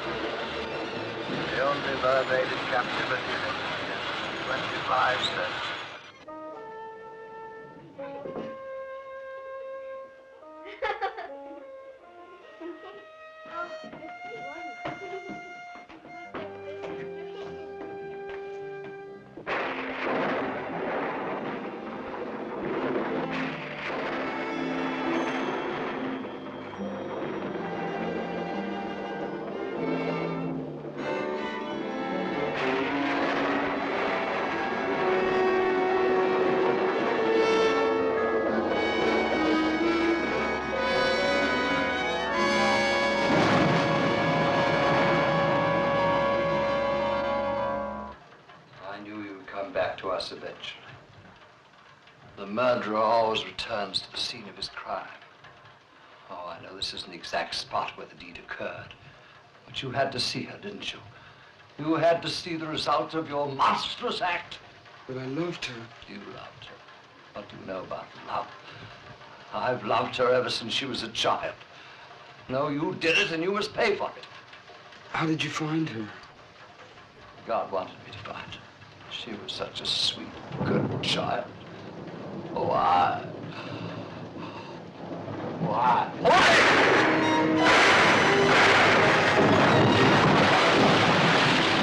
I thought the shooting gallery was closed tonight. It is. It sounded like it came from over there.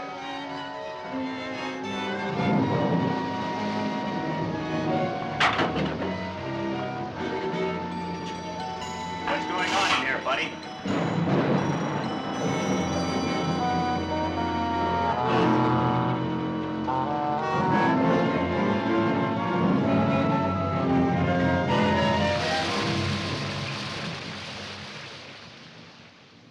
Come in, Johnny. Sit down. This is somewhat irregular, but Captain Murdoch here has agreed to give us a statement, and he asked that you be present. You can go ahead now, Captain Murdoch. To begin with, I want you to know that no matter what I've done, how wicked or unreasonable it may seem, it was done for love of Mora. I've loved her ever since I found her. She was a pathetic little thing in that Greek island village, abandoned there to almost certain starvation if I hadn't taken her into my home. But of course I realized that, like all children, she would eventually grow up and leave that home. That preyed on my mind constantly. I couldn't face the thought of her leaving me. So I decided to plan some way to keep her with me always. The best way seemed to make her entirely dependent on my love. In order to do this, I told her the legend of the sea people. Slowly, I put into her young and pliable mind the idea that she was one of them, that someday she must rejoin them, and that she couldn't expect to have normal relations with ordinary people. But I never counted on the enormous power of her own independent will. Eventually, my love wasn't enough for her. She had to have another kind of love. And when she began those relationships, I decided the only thing to do was to cut them off at their source. So I killed those two young men. And I tried to persuade her in some way that she had done it, under some strange influence from the sea people. To a certain extent, I succeeded. I managed to cast a lot of fear and doubt into her mind. But she still demanded her freedom. She left my home, she took an apartment, and then she met Johnny. And if he's told you the story, then you know the rest. So my experiment in psychology failed. Or perhaps it succeeded too well. She couldn't face the recurrence of what had gone before. So rather than destroy the person she loved, she decided to embrace the rapture of the depths. That's what happened. Isn't it? Yes. You loved her, didn't you?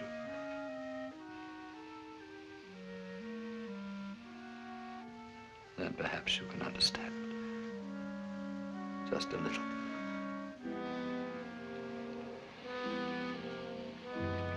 I do understand. Captain Murdoch, there's one thing I've been wondering about. Johnny told me about a woman who frightened Mora. She was supposed to be one of these sea people. I assume she was part of your plan. Woman, I don't know what you mean. You know, the one that I followed to your house that day. Remember? I vaguely think you mentioned something about that before, but there wasn't any woman. I don't know what you're talking about. I've told you everything. May I go? Guard?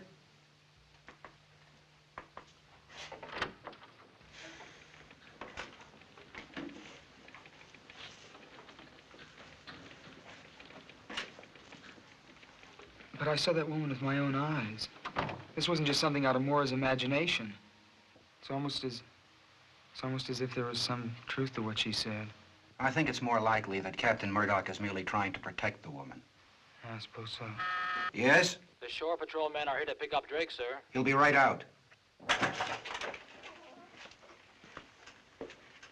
Well, good luck, my boy. Just down the hall there.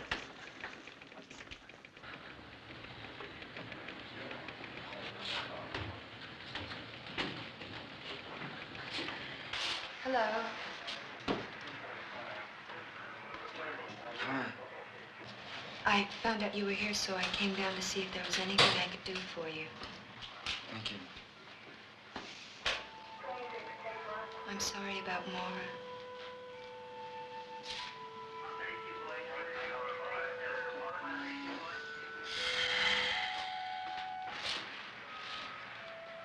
I hope that maybe on your next leave you'll come by and take a ride on the merry-go-round. I'd like to do that.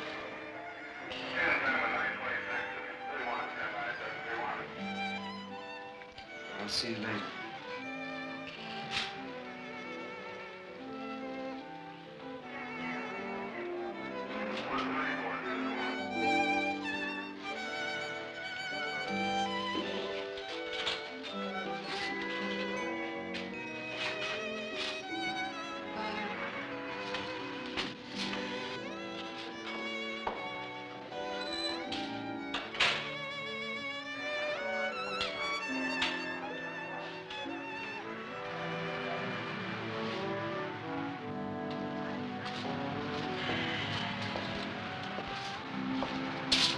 stopped raining.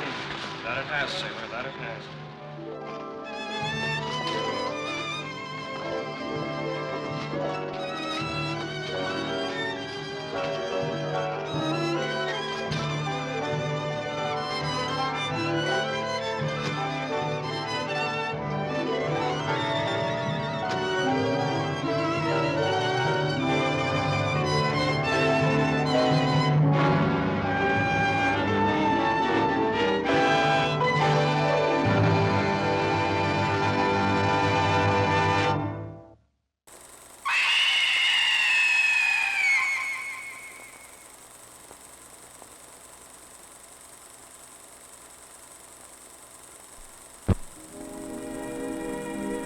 And now, folks, it's time to say goodnight.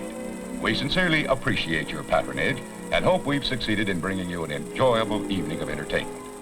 Please drive home carefully and come back again soon. Good night.